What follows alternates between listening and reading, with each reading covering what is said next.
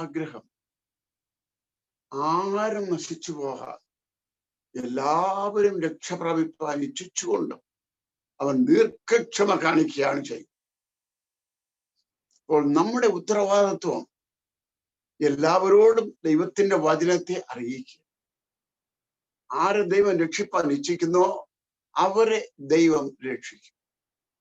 ഞാൻ ഒരു teenage boy ആയിരുന്നപ്പോഴാണ് യേശുവിനെ സ്വീകരിക്കുന്നത്. ജീവിതത്തിൽ സിനിമ കണ്ടിട്ടില്ല, സ്മോക്ക് ചെയ്തിട്ടില്ല, കുടിച്ചിട്ടില്ല. നല്ലൊരു കുടുംബത്തിൽ വളർന്നു. ആ കാലഘട്ടത്തിൽ യേശുവിനെ എൻ്റെ രക്ഷകനും എൻ്റെ കർത്താവുമായി എൻ്റെ ഏതാണ്ട് 14 വയസ്സ് ഉള്ളപ്പോൾ ഞാൻ സ്വീകരിപ്പാൻ ഇടയാക്കി. എന്നാൽ ഏതാണ്ട് ഞാൻ ഹൈസ്കൂളിൽ പഠിച്ചുകൊണ്ടിരുന്നപ്പോൾ ദൈവത്തിന്റെ വിളി എൻ്റെ മേലുണ്ടായി. എന്നെ ക്ഷണിച്ച ഇൻട്രൊഡ്യൂസ് ചെയ്ത ദേവദാസനെ ഞാൻ നോക്കിയപ്പോൾ കൊളംബിൽ രാജേന്ദ്രൻ മാസ്റ്റർ പോലെ ഇരിക്കുകയാണ്. അദ്ദേഹം എൻ്റെ ഒരു ഉറ്റ നண்பനായിരുന്നു. ഞാൻ அங்கே போய் அவருடைய சர்ச்சில் மெசேஜ் கொடுத்திருக்கிறோம், அங்கே தங்கியிருக்கிறோம். அவர் இங்கே ராமேஸ்வரம் വന്ന് നമ്മുടെ ഇടത്തിലും മീറ്റിംഗ് നടത്തിയിരിക്കും. പലയിടത്തിലും ഞങ്ങൾ സന്ദർശിച്ചിരിக்கிறோம். ഒരുപക്ഷെ അതേമാതിരിയുള്ള ഒരു പെരിയ ദീർഘദർശന ഊഴിയം ദേവൻ இந்த ஊழியக்காரனை கொண்டு ചെയ്യിக்க പോകുന്നു എനിക്ക് தெரியாது. ഏതായാലും കർത്തരുടെ കരത്തിലേക്ക് കൊടുക്കും. ഇപ്പൊ ഞാൻ മലയാളത്തിലാണെങ്കിൽ മലയാളത്തിൽ പറയാം, തമിഴിലാണെങ്കിൽ തമിഴിൽ പറയാം, ഇംഗ്ലീഷിലാണെങ്കിൽ ഇംഗ്ലീഷിൽ പറയാം. അപ്പൊ ഇത് ഏതെങ്കിലും ഒരു ലാംഗ്വേജ് സെലക്ട് ചെയ്യുന്നതായിരിക്കും എനിക്ക് നല്ലത്. അങ്ങോട്ട് മിസ് ചെയ്ത് പോയാൽ ആത്മാവിന്റെ ഫ്ലോ എനിക്ക് ഒരു കഷ്ടം. ആ ലാംഗ്വേജ് നിങ്ങൾ സെലക്ട് ചെയ്യുക.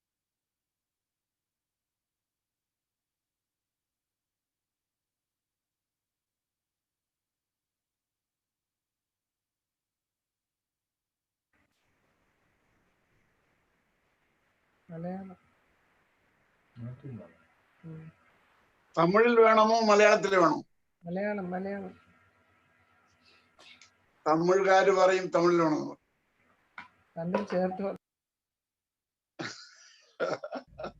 ഇടയ്ക്കിടയ്ക്ക് തമിഴ്, ഇടയ്ക്കിടയ്ക്ക് മലയാളം.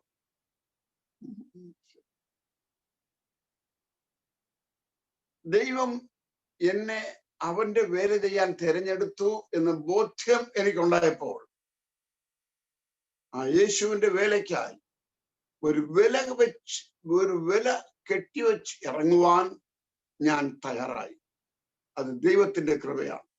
മാർക്കോസ് എഴുതിയ സുവിശേഷം 8-ാം അധ്യായം 34-35 വചനങ്ങൾ വായിക്കും.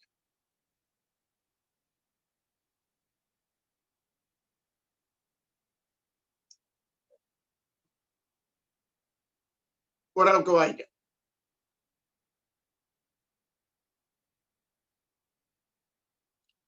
ആരെങ്കിലും തന്റെ ജീവനെ രക്ഷിപ്പാൻ ആദ്യം 34, പിന്നെ 35, 34, 35.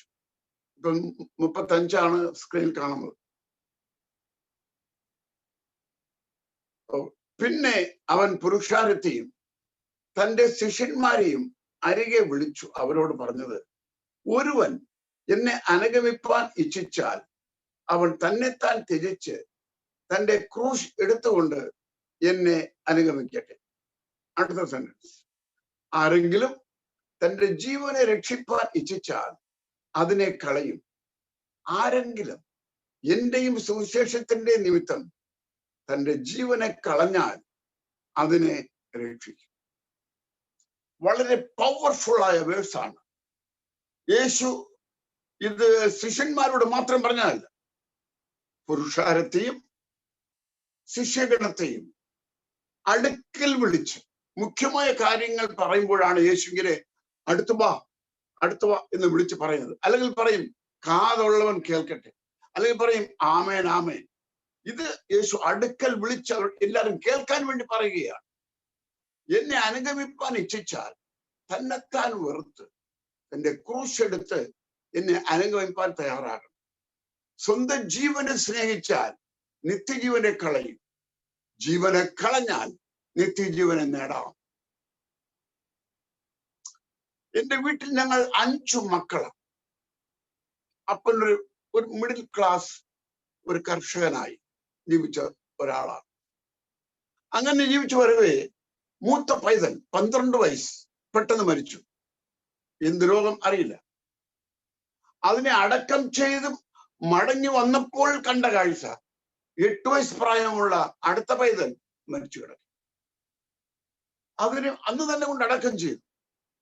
6 മാസം കഴിഞ്ഞപ്പോൾ 6 വയസ്സുള്ള അടുത്ത പൈതലും മരിച്ചു. പിതാവിന്റെ ഉള്ളം ഒരു കുപ്പി ഗ്ലാസ് കല്ലിൽ ഇട്ടാൽ എങ്ങനെ നുറങ്ങി ഉടയുമോ അതുപോലെ ജീവിതം എന്ത്. താൻ വലിയ ഡിപ്രഷനിൽ കൂടെ കടന്നു. എന്റെ ജ്യേഷ്ഠൻ അമ്മയെ പോലെ, ഞാൻ പപ്പയെ പോലെ. അതുകൊണ്ട് പപ്പ എവിടെ പോയാലും എന്നെ കൂടെ കൊണ്ടുപോകും. വളരെ വയസ്സ് ചെന്നാൽ പോലും പപ്പ തൂക്കി തോളിലിരുത്തി എന്നോട് പറയും, നീ തലയിൽ പിടിച്ചോടാന്ന് പറയും, എല്ലാം കാണാൻ പറയും. ഇങ്ങനെ ഒരു സ്നേഹബന്ധത്തിൽ കഴിയുമ്പോഴാണ് ഒരു പ്രായമുള്ള അമ്മച്ചി മുഖാന്തരം ദൈവം എന്നെ വിളിക്കുന്നത്. എന്തിനു വേണ്ടി? വേലയ്ക്ക് വേണ്ടി. ദൈവവേലയ്ക്ക് വിളിയുള്ള പലരും ഗൾഫ് കൺട്രികളിലും അമേരിക്കയിലും കാനഡയിലും യൂറോപ്പിലും കിടന്ന് കറങ്ങുന്നു. നിങ്ങളുടെ വിളിയും തെരഞ്ഞെടുപ്പും ഉറപ്പാക്കി എന്ത് ദൈവം നിങ്ങളെ വിളിച്ചിട്ടുണ്ടോ ആ സ്ഥാനത്ത് നിൽപ്പിൻ. നിങ്ങൾ കാറ്റ് കാണത്തില്ല, മഴ കാണത്തില്ല, അതെല്ലാ കന്നുകാലികൾക്കും കുടിപ്പാനുള്ള ജലം ദൈവം നിങ്ങൾക്ക് നൽകും. നമ്മുടെ ഇഷ്ടത്തെ സാധിക്കാനല്ല നമ്മൾ ദൈവത്തെ തെരഞ്ഞെടുത്തത്. ദൈവത്തിന്റെ ഹിതം നമ്മളിൽ കൂടെ ലോകത്ത് നിവർത്തിക്കാനാണ് ദൈവം നമ്മെ തെരഞ്ഞെടുത്തത്. ദൈവത്തിന്റെ സെൻട്രൽ വില്ലിൽ ആയിരിക്കുന്നതാണ് ഏറ്റവും വലിയ ഭാഗ്യം.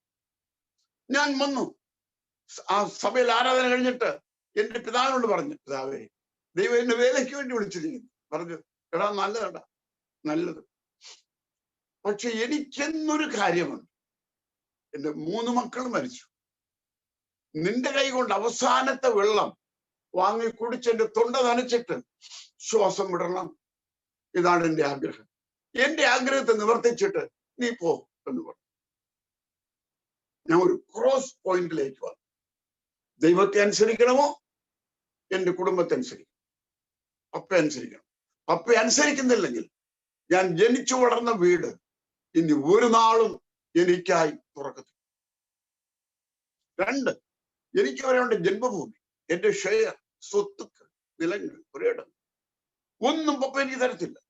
എല്ലാം ബ്രദറിന് വേണ്ടി കൊടുക്കും.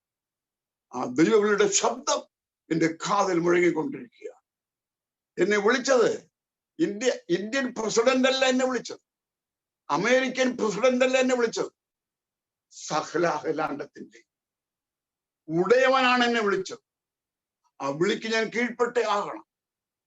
ഒരു എസ്ഐ ഒന്ന് പറഞ്ഞാൽ പറഞ്ഞാൽ ചെയ്യുന്നില്ലെങ്കിൽ, ശിക്ഷയുണ്ടെങ്കിൽ, മുഴുവൻ ലോകത്തിന്റെ അധിപതിയും പറഞ്ഞാൽ കേട്ടില്ലെങ്കിൽ വലിയ ശിക്ഷയിൽ കൂടെ കിടന്നു. ആദ്യം നമ്മെ പിടിപ്പാൻ വലയിട്ട് നോക്കും. അതിനകത്ത് കയറുന്നു സുരക്ഷിതമായിട്ട് പിടിക്കാൻ. ചിലർ അതിനകത്ത് പുറത്ത് ചാടിക്കളയും. അങ്ങനെ ചാടുന്ന അടുത്ത് പിടിക്കുന്നത് ചൂണ്ടൽ ഇട്ടാണ് പിടിക്കുന്നത്. പിന്നെ ഓടാനൊക്കത്തില്ല. കുറെ പകുതി കാണും, പകുതി കാണത്തില്ല. ദൈവം ഒന്ന് സംസാരിക്കുമ്പോൾ അതുപോലെ ചെയ്യാൻ സന്മനസ്സുള്ള ആളുകളെയാണ് ഈ കാലഘട്ടത്തിൽ ദൈവത്തിന് വേണ്ടിയത്. 2 പ്രാവശ്യം പറയുവാൻ അനുവദിക്കുക, ദൈവത്തിന് ഇടം കൊടുക്കുക. ഒരിക്കൽ ദൈവനോട് 2 പ്രാവശ്യം പറഞ്ഞ് ഞാൻ ഓർക്കുന്നു. അതല്ലെങ്കിൽ ഒരൊറ്റ പ്രാവശ്യം പറഞ്ഞാൽ തന്നെ ഞാൻ ചെയ്യും. ആ കാര്യം കഴക്കൂട്ടം മുതൽ വിഴിഞ്ഞം വരെയുള്ള ഏരിയ സുശീകരിക്കണം എന്നോട് പറഞ്ഞു. എന്റെ ഭാര്യയ്ക്ക് ബലഹീനമായതുകൊണ്ട് ഒരുമിച്ച് പോകാൻ സാധിക്കാതെ ലേറ്റായി. വീണ്ടും റിപ്പീറ്റഡായി എന്നോട് പറഞ്ഞു. ഉടനെ ഞങ്ങൾ പാക്ക് ചെയ്തു. അവിടെ ടീമില്ലാഞ്ഞിട്ടൻ ഇവിടെ നിങ്ങൾ ടീം സംഘടിച്ചു. വേനുമായി പോയി അവിടുത്തെ ഭാഷയിലെ ലിറ്ററേച്ചറുകൾ പ്രിന്റ് ചെയ്തു. ഞങ്ങൾ കഴക്കൂട്ടം മുതൽ വിഴിഞ്ഞം വരെ, വിഴിഞ്ഞം മുതൽ കഴക്കൂട്ടം വരെ, അങ്ങോട്ടും ഇങ്ങോട്ടും ആവോളം എല്ലാ മക്കൾക്കും എത്തിച്ചു.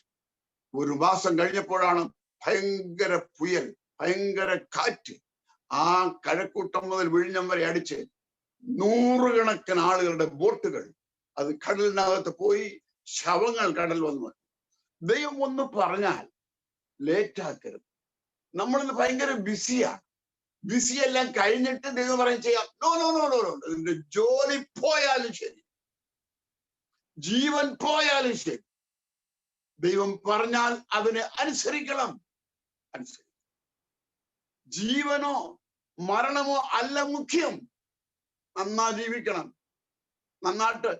ജീവനോ മരണമോ അല്ല മുഖ്യം. മുഖ്യമില്ലെന്നറിയാമോ? സ്വർഗമോ നരകമോ, അതാണ് മുഖ്യം. പപ്പ എന്നോട് പറഞ്ഞു, എടാ നീ പോകുന്നത് ഞാൻ കണ്ടാൽ കിണറ്റ് കയറെടുത്ത് നിന്റെ 2 കൈയെയും വീട്ടിന്റെ ഫ്രണ്ടിൽ പഴയ തൂണോ, പുരാതനമായ വീടാണ്, അത് കെട്ടിവെച്ച് തോല് പൊട്ടുന്നവരെ അടിക്കുമെന്ന് എന്നോട് എന്നെ പേടിപ്പിച്ചു. അതുകൊണ്ട് എന്റെ ഉള്ളിലെ പ്രാർത്ഥന, യേശുവേ ഞാൻ പോകുമ്പോൾ പപ്പ കാണൽ. ഒരു ചെറിയ ട്രങ്ക് പെട്ടി മേടിച്ചു.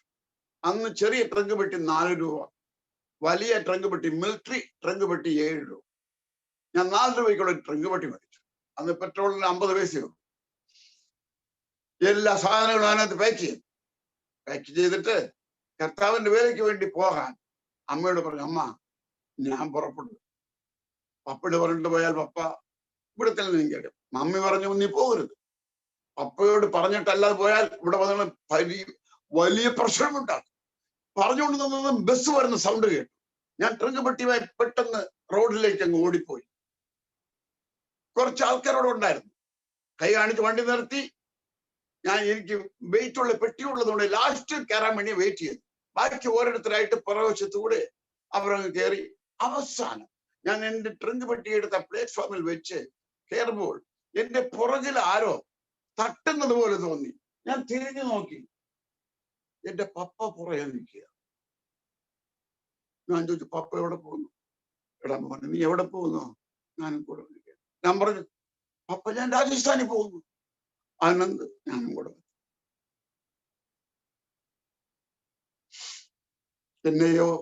എന്നെയും ജ്യേഷ്ഠനെയും കാണാതെ എന്റെ പപ്പ ഉറങ്ങാൻ പോകത്തില്ല.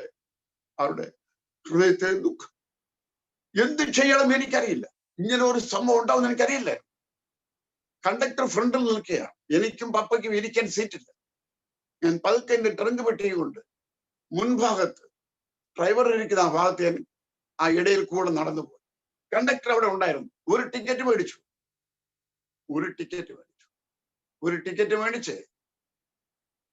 കുറെ കഴിഞ്ഞപ്പോൾ കണ്ടക്ടർ എല്ലാവരോടും ടിക്കറ്റ് കളക്ട് ചെയ്ത് പുറകിൽ വന്നു. പപ്പ ഇങ്ങനെ കമ്പിൽ പിടിച്ച് തൂങ്ങി നിൽക്കുക. പപ്പയോട് ചോദിച്ചു, നിങ്ങൾക്ക് എവിടെ പോകണം പോറ്റി? കണ്ടക്ടർ അടുത്ത് നിൽക്കുകയാണ്. അതൊക്കെ പറഞ്ഞാൽ മതി. കണ്ടക്ടർ കുറച്ച് പറയുകയാണ്. എന്റെ മകൻ ഫ്രണ്ടിൽ നിൽക്കുകയാണ്. ഇത് പറയുമ്പോ എന്നെ അറിയുന്ന, പപ്പ അറിയുന്ന പല ആളുകൾ, ആ ദേശവാസികൾ ആ ബസ്സിനകത്തിരിപ്പുണ്ട്. കത്തിയിൽ ഉള്ളിൽ കത്തി കുത്തുന്നത് പോലെയാണ് വിഷയം. എന്ത് നടക്കും ആരോടോ. ഞാൻ ടിക്കറ്റ് മേടിക്കില്ല എന്നുള്ള കാര്യം കണ്ടക്ടർ മനസ്സിലായി.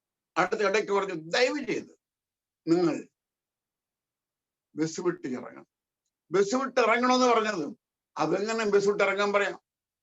ഞാൻ ഇറങ്ങത്തില്ലെന്ന് പറഞ്ഞു. ഇറങ്ങത്തില്ലെന്ന് പറഞ്ഞതും കണ്ടക്ടർ ഒറ്റ ബെല്ലടി. എന്ത് നടക്കുന്നു ഡ്രൈവറിനറിയില്ല. ഇന്നത്തെ ബസ്സുകളെല്ലാം പവർ ബ്രേക്കാണ്. അതൊക്കെ തൊട്ടാ മതി, വണ്ടി നിൽക്കും. അന്നത്തത് ഓയിൽ ബ്രേക്കാണ്. കയറി നിന്ന് ചവിട്ടിയാൽ പോലും വണ്ടി നിൽക്കും. അത് ഇറങ്ങിപ്പോയിക്കൊണ്ടിരിക്കുക. ഡ്രൈവർ ഒരു ചവിട്ടി ഇരുന്നവരെ ഒരു കുലുങ്ങി. കണ്ടക്ടർ ചോദിച്ചു, ഇറങ്ങത്തില്ലെന്ന് പറഞ്ഞു. അപ്പൊ പിടിച്ചിരുന്ന പൈപ്പിൽ നിന്ന് ഓരോരോ വിരലുകളെ നിർബന്ധമാണ് പിടിച്ചിട്ട് ആ പുറവശത്തോട്ട് ഒരൊറ്റ തള്ളു. അപ്പൊ ഉരുണ്ടുപോയി. ഞാൻ ഫ്രണ്ടിൽ നിന്നുകൊണ്ട് താർപ്പായി ഇങ്ങനെ മടക്കി, പഴയ ബസ്സാണ്, ഇങ്ങനെ കെട്ടിവെച്ചിരിക്കുകയാണ്. അതിനിടയിൽ കൂടെ ഞാൻ പപ്പ വിടുന്നത് കണ്ടുകൊണ്ടിരിക്കുകയാണ്. അടുത്ത് അത് ജല്ലി റോഡ്. പപ്പ മുറിഞ്ഞു കാണുന്നു. അതിനടുത്ത് വേറെ വണ്ടിയോ എന്തെങ്കിലും വന്ന് വല്ലതും സംഭവിച്ചു കാണുമോ? നന്നായി പപ്പ വീട്ടിലെത്തി കാണുമോ? ഇനി എന്റെ ജീവിതത്തിൽ ഞാൻ എന്റെ പപ്പയെ കാണും. ആരോ പറയുന്നത് പോലെ എന്നേക്കാൾ അധികം അപ്പനെയോ അമ്മയെയോ സഹോദരനെയോ സഹോദരിയെയോ മകനെയോ മകളെയോ സ്വന്തം ജീവനെയോ സ്നേഹിക്കുന്നവൻ എന്റെ ശിഷ്യനായിരിക്കാൻ സാധ്യം.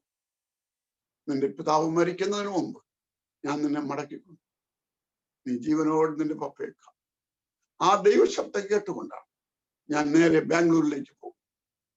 ദൈവം പറഞ്ഞതുപോലെ തന്നെ പപ്പ മരിക്കുന്നതിന് മുമ്പ് ഞാൻ മടങ്ങി വന്നു. അന്ന് ടെലിഫോണില്ല സംസാരിക്കാൻ. ഇന്നേക്ക് ഏതാണ്ട് 54 വർഷത്തിന് മുമ്പ്. അന്ന് ടെലിഫോൺ ഉണ്ട്, എല്ലായിടത്തും ഇല്ല. ട്രങ്കാൾ ബുക്ക് പണി വേണം വിളിക്കാൻ, അല്ലെങ്കിൽ ലൈൻ കിട്ടത്തില്ല. ലെറ്റർ മാർഗമേ ഉള്ളൂ എന്തെങ്കിലും കമ്മ്യൂണിക്കേഷൻ ചെയ്യാം. അതും പോസ്റ്റ്മാൻ കൊണ്ട് കൊടുത്താൽ കൊടുത്തു, അല്ലെങ്കിൽ കൊടുത്തു. അങ്ങനെയുള്ള ഒരു കാര്യം. എന്നാൽ ദൈവം പറഞ്ഞതുപോലെ ദൈവം എന്നെ മടക്കി വരുത്തി. വീട്ടിൽ ചേർക്കുമോ എനിക്കറിയില്ല. പപ്പ എന്നെ വീട്ടിൽ സ്വീകരിച്ചു. എനിക്കൊരു നല്ല വിവാഹം പപ്പ ആലോചിച്ച് നിശ്ചയിച്ചു. ഒരു ഹൈന്ദവ കുടുംബത്തിൽ നിന്നും രക്ഷിക്കപ്പെട്ട ഒരു പെൺകുട്ടി എനിക്ക് തന്നു. അതെനിക്ക് ജീവിതത്തിൽ വലിയ അനുഗ്രഹമായി മാറി. $10 മില്യൺ ഒരു ഭൂതവും കൊണ്ടുവരുന്നതിനേക്കാൾ പരിശുദ്ധാത്മാ നിറവുള്ള ഒരു ഭർത്താവോ ഒരു ഭാര്യയോ ലഭിക്കുന്നത് ജീവിതത്തിൽ ഇഹത്തിലും പരത്തിലും വലിയ അനുഗ്രഹം. ബാംഗ്ലൂർ വേലയ്ക്ക് കടന്നുപോയപ്പോൾ അവിടുത്തെ വേല വളരെ ക്ലേശകരമായി. സുവിശേഷ വേല എന്നുള്ളത് 4 ഡോറിനകത്തല്ല, 4 ചുവരിനകത്തല്ല, പുറത്താണ് സുവിശേഷ വേല ചെയ്യേണ്ടത്. അകത്ത് ദൈവത്തിൽ നിന്ന് പ്രാപിക്കുന്ന ഒരു സ്ഥലം, നിറയുന്ന ഒരു സ്ഥലം, പുറം ഈ നിറയുന്നത് കൊണ്ടുപോയി കൊടുക്കുന്ന ഒരു സ്ഥലം. ഞാൻ OM എന്ന് പറയുന്ന ഒരു സ്ഥാപനം, ഓപ്പറേഷൻ മൊബിലൈസേഷൻ എന്ന് പറയുന്ന ഒരു സ്ഥാപനത്തിൽ ചേർന്ന് പ്രവർത്തിക്കുകയായിരുന്നു. അതിന്റെ കേരളത്തിന്റെയും സൗത്ത് ഇന്ത്യയുടെ ലീഡർ തോമസ് ഷാമുൽ എന്ന അദ്ദേഹമായിരുന്നു. ബാംഗ്ലൂരിൽ ഞാനും എൻ്റെ ഒരു കൂട്ടുകാരനും അതിരാവിലെ ഞങ്ങൾ എണീറ്റിട്ട് ഞങ്ങൾക്ക് ഡ്യൂട്ടി ഉണ്ട്, ഡിവോഷൻ ഉണ്ട്, പഠിക്കണം. എന്നാൽ അതിനു മുമ്പുള്ള ഒരു മണിക്കൂർ ടൈം ഞങ്ങൾ ഷോൾഡർ ബാഗുകളിലെല്ലാം ട്രാക്റ്റുകൾ നിറച്ച് ഏതെങ്കിലും ഒരു തെരുവിൽ നിന്നുകൊണ്ട് വചനം വിളിച്ചു പറയും. കുറച്ചു അതിന് അവിടെ പല ഭാഷകൾ അറിയുന്ന ആൾക്കാരുണ്ട്. അവരുടെ ഭാഷയ്ക്ക് ഏറ്റവും ലഘുലേഖകൾ വിതരണം ചെയ്യും. ഞങ്ങൾക്കൊരു വലിയ സന്തോഷം. ഒരല്പം ത്യാഗം കൂടുതൽ ചെയ്യണം, കഠിന വർക്ക് ചെയ്യണം. ദൈവത്തിന് വേണ്ടി ചെയ്യുന്നത് എന്ത് നഷ്ടം വരാൻ പോകുന്നു? ഇത് സമയം നോക്കിയുള്ള കാര്യമല്ല. കണ്ടക്ടർമാർ ഓവർ വർക്ക് ചെയ്യുന്നു, നേഴ്സുമാർ ഓവർ വർക്ക് ചെയ്യുന്നു. നമുക്ക് ഇച്ചിരി ഓവർ വർക്ക് ചെയ്താലെന്ത് ചെയ്യണം? ഇത് കുറച്ച് റൗഡികൾ ഞങ്ങളെ വാച്ച് ചെയ്യും. റെഗുലറാ ഞങ്ങൾ ഒരു സ്ഥലത്ത് നിന്ന് ചെയ്യുന്നത്. ഒരു ദിവസം രാവിലെ ഞങ്ങൾ പതിവ് പോലെ പോയി. ഇവർ കർണാടക ഭാഷ എന്തോ പറഞ്ഞുകൊണ്ട് വന്നു. ഞങ്ങൾക്കൊന്നും മനസ്സിലായില്ലെന്ന് പറഞ്ഞാൽ ഒന്നും മനസ്സിലായില്ല. എന്നാൽ അടുത്തു വന്നതും അടി ആരംഭിച്ചു. അത് ഞങ്ങൾക്ക് മനസ്സിലായി. അപ്പൊ മനസ്സിലായി അവര് ഏതോ ശബ്ദമുണ്ടാക്കി വന്നത് പ്രസംഗത്തെ നിർത്താൻ വേണ്ടി ആയിരിക്കാം എന്ന് ഞങ്ങൾ ഗണിച്ചു. അടി എന്ന് പറഞ്ഞാൽ ചെറുപ്പക്കാരാ കാലടി ചവിട്ടി ചുരുട്ടുകയായിരുന്നു. ഒരുത്തിനെ കുലിച്ചുകൊണ്ട് ഇടിക്കുകയായിരുന്നു. ഇതെല്ലാം ആദ്യത്തെ എക്സ്പീരിയൻസാണ്. ആദ്യത്തെ എക്സ്പീരിയൻസ് വന്നു കഴിഞ്ഞാൽ പിന്നെ നോ പ്രോബ്ലം. ഡിസംബർ മാസത്തും ജനുവരി മാസത്തും തണുത്ത വെള്ളം കുളിക്കാൻ ഇച്ചിരി പ്രയാസം. ഒരിക്കൽ വെള്ളം ഒഴിച്ചു കഴിഞ്ഞാൽ പിന്നെ നോ പ്രോബ്ലം. ഇതുപോലെ സുവിശേഷ വേലയ്ക്ക് ഇറങ്ങിയാലും ആദ്യത്തെ പ്രാവശ്യത്തെ അടി, ആദ്യത്തെ പ്രാവശ്യത്തെ അറസ്റ്റ്, ആദ്യത്തെ പ്രാവശ്യത്തെ ജയിലിലടക്കം, ഈ ഒരു അനുഭവം കഴിഞ്ഞാൽ പിന്നെ ഇതൊരു നമ്മളും ഇതുമായിട്ടങ്ങ് ഒരു ബന്ധമായിട്ടങ്ങ് പോകും. ഇന്ന് കൊറോണയുമായി ബന്ധപ്പെട്ട് പോകുന്നത്. അടുത്ത കടക്കാരൻ ഫോൺ ചെയ്യുക, ഞങ്ങൾ അറിയാം.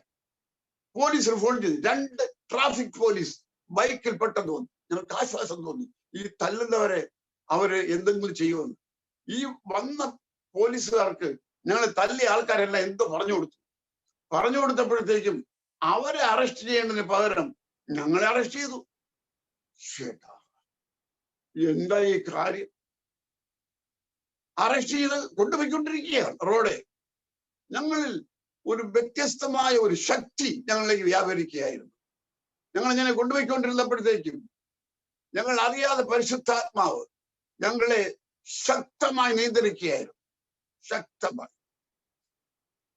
എന്റെ കൂട്ടുകാരൻ ഞാൻ കൂടി ചിന്തിച്ചു, ഒരു 5000 രൂപ മുടക്കി കുറെ വാൾപോസ്റ്റും കുറെ ഹാൻഡ് ബിൽസും അടിച്ച് വിതരണം ചെയ്തിട്ട് എല്ലാവരും പ്രസംഗം കേൾക്കാൻ വരിയെന്ന് പറഞ്ഞാൽ ഇവരാരും വരികയില്ല.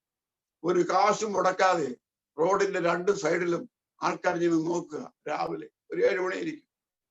ഇവരെന്തിനാ അറസ്റ്റ് ചെയ്യുന്ന? ാണോ അത് വേറെ വല്ലതുമാണോ? ഇങ്ങനെ നിൽക്കുമ്പോൾ എന്റെ കൂട്ടുകാർ ഞാൻ പറയും, നമുക്കൊരു പാട്ട് പാടാം. പാട്ട് പാടിക്കൊണ്ട് അടുത്ത പ്രസംഗം. ഇപ്പം പോലീസ് ഇവിടെ ഉള്ളത് കൊണ്ട് ഈ അടിച്ച ആളുകൾ അവർ വന്നുകൊണ്ടിരിക്കുകയാണ്. അവർ വല്ല വഴക്കുണ്ടാക്കിയാൽ അവരെയും ചേർത്ത് അറസ്റ്റ് ചെയ്യും. നമുക്ക് ഒരു മുറിയിൽ കിടക്കാം. സ്വത്രം. കൂട്ടുകാരൻ പറഞ്ഞു നമുക്ക് പാട്ട് പാടാം, ഹിന്ദിയിൽ പാട്ട് പാടാം. ഹിന്ദിയിൽ പാട്ട് പറഞ്ഞാൽ അവിടെ മിക്ക എല്ലാവർക്കും ഹിന്ദി അറിയാം.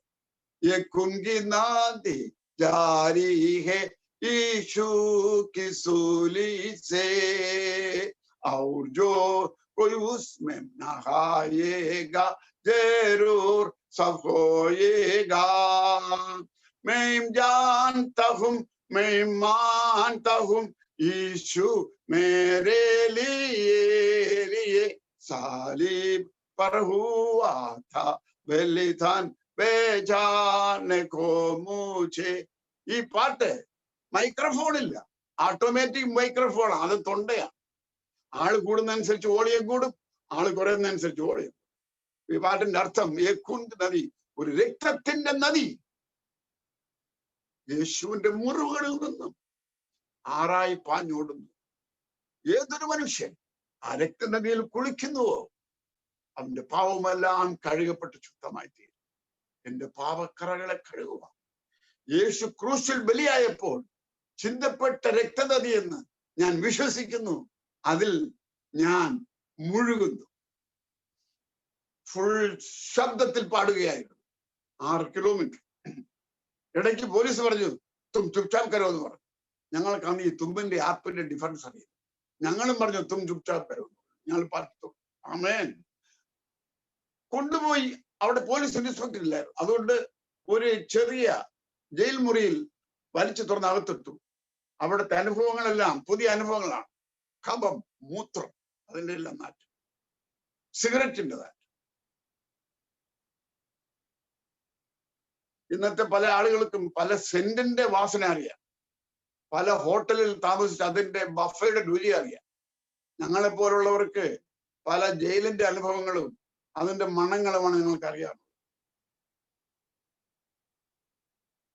വിതയ്ക്കുന്നവനും കൊയ്യുന്നവനും ഒന്നുപോലെ സന്തോഷിക്കണം. അതാണ് ദൈവത്തിന്റെ തിരുഹൃദയം.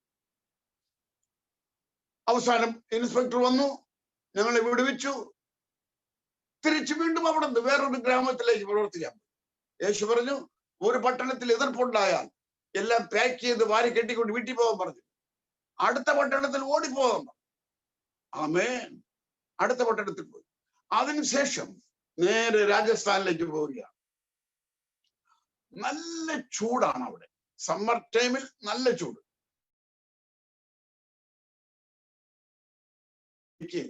ഇതെല്ലാം അഡ്ജസ്റ്റ് ചെയ്യുന്നത് അത്ര ഒരു ഈസിയായ ഒരു കാര്യമല്ല. എങ്കിലും ഞാൻ പ്രവർത്തിച്ചത് പാകിസ്ഥാന്റെ ബോർഡർ ഏരിയയിലാണ്, ബിക്കാനഹർ എന്നുള്ളൊരു ഏരിയയിലാണ്. ഞങ്ങൾ പോകുന്ന സമയത്ത് മഴ പെയ്തിട്ട് 60 വർഷമായെന്ന് പറഞ്ഞു. വെള്ളമില്ല കുളിക്കാൻ, അതുകൊണ്ട് കുളി നിർത്തി. അടുത്ത് വെള്ളമില്ല, അതുകൊണ്ട് തുണി കഴുകുന്നത് നിർത്തി. പിന്നെ എന്ത് പറയാൻ, വെള്ളമില്ലാത്തതുകൊണ്ട് സോപ്പിട്ട് ഷേവ് ചെയ്യുന്നത് നിർത്തി. സോപ്പില്ലാതെ ഷേവ് എന്ന് പറഞ്ഞാൽ കുറച്ച് വെള്ളം ലാഭിക്കും. രാവിലെ കാറ്റടിച്ച് മണൽ ആകാശത്തിലേക്ക് അങ്ങ് ചുഴലിക്കാറ്റ് കൊണ്ട് പൊങ്ങും. മേഘം സൂര്യനെ മറയ്ക്കുന്ന പോലെ ഈ മണൽ സൂര്യനെ മറയ്ക്കും. കാറ്റ് നിൽക്കുമ്പോൾ മഴ പൊഴിഞ്ഞുകൊണ്ടിരിക്കും.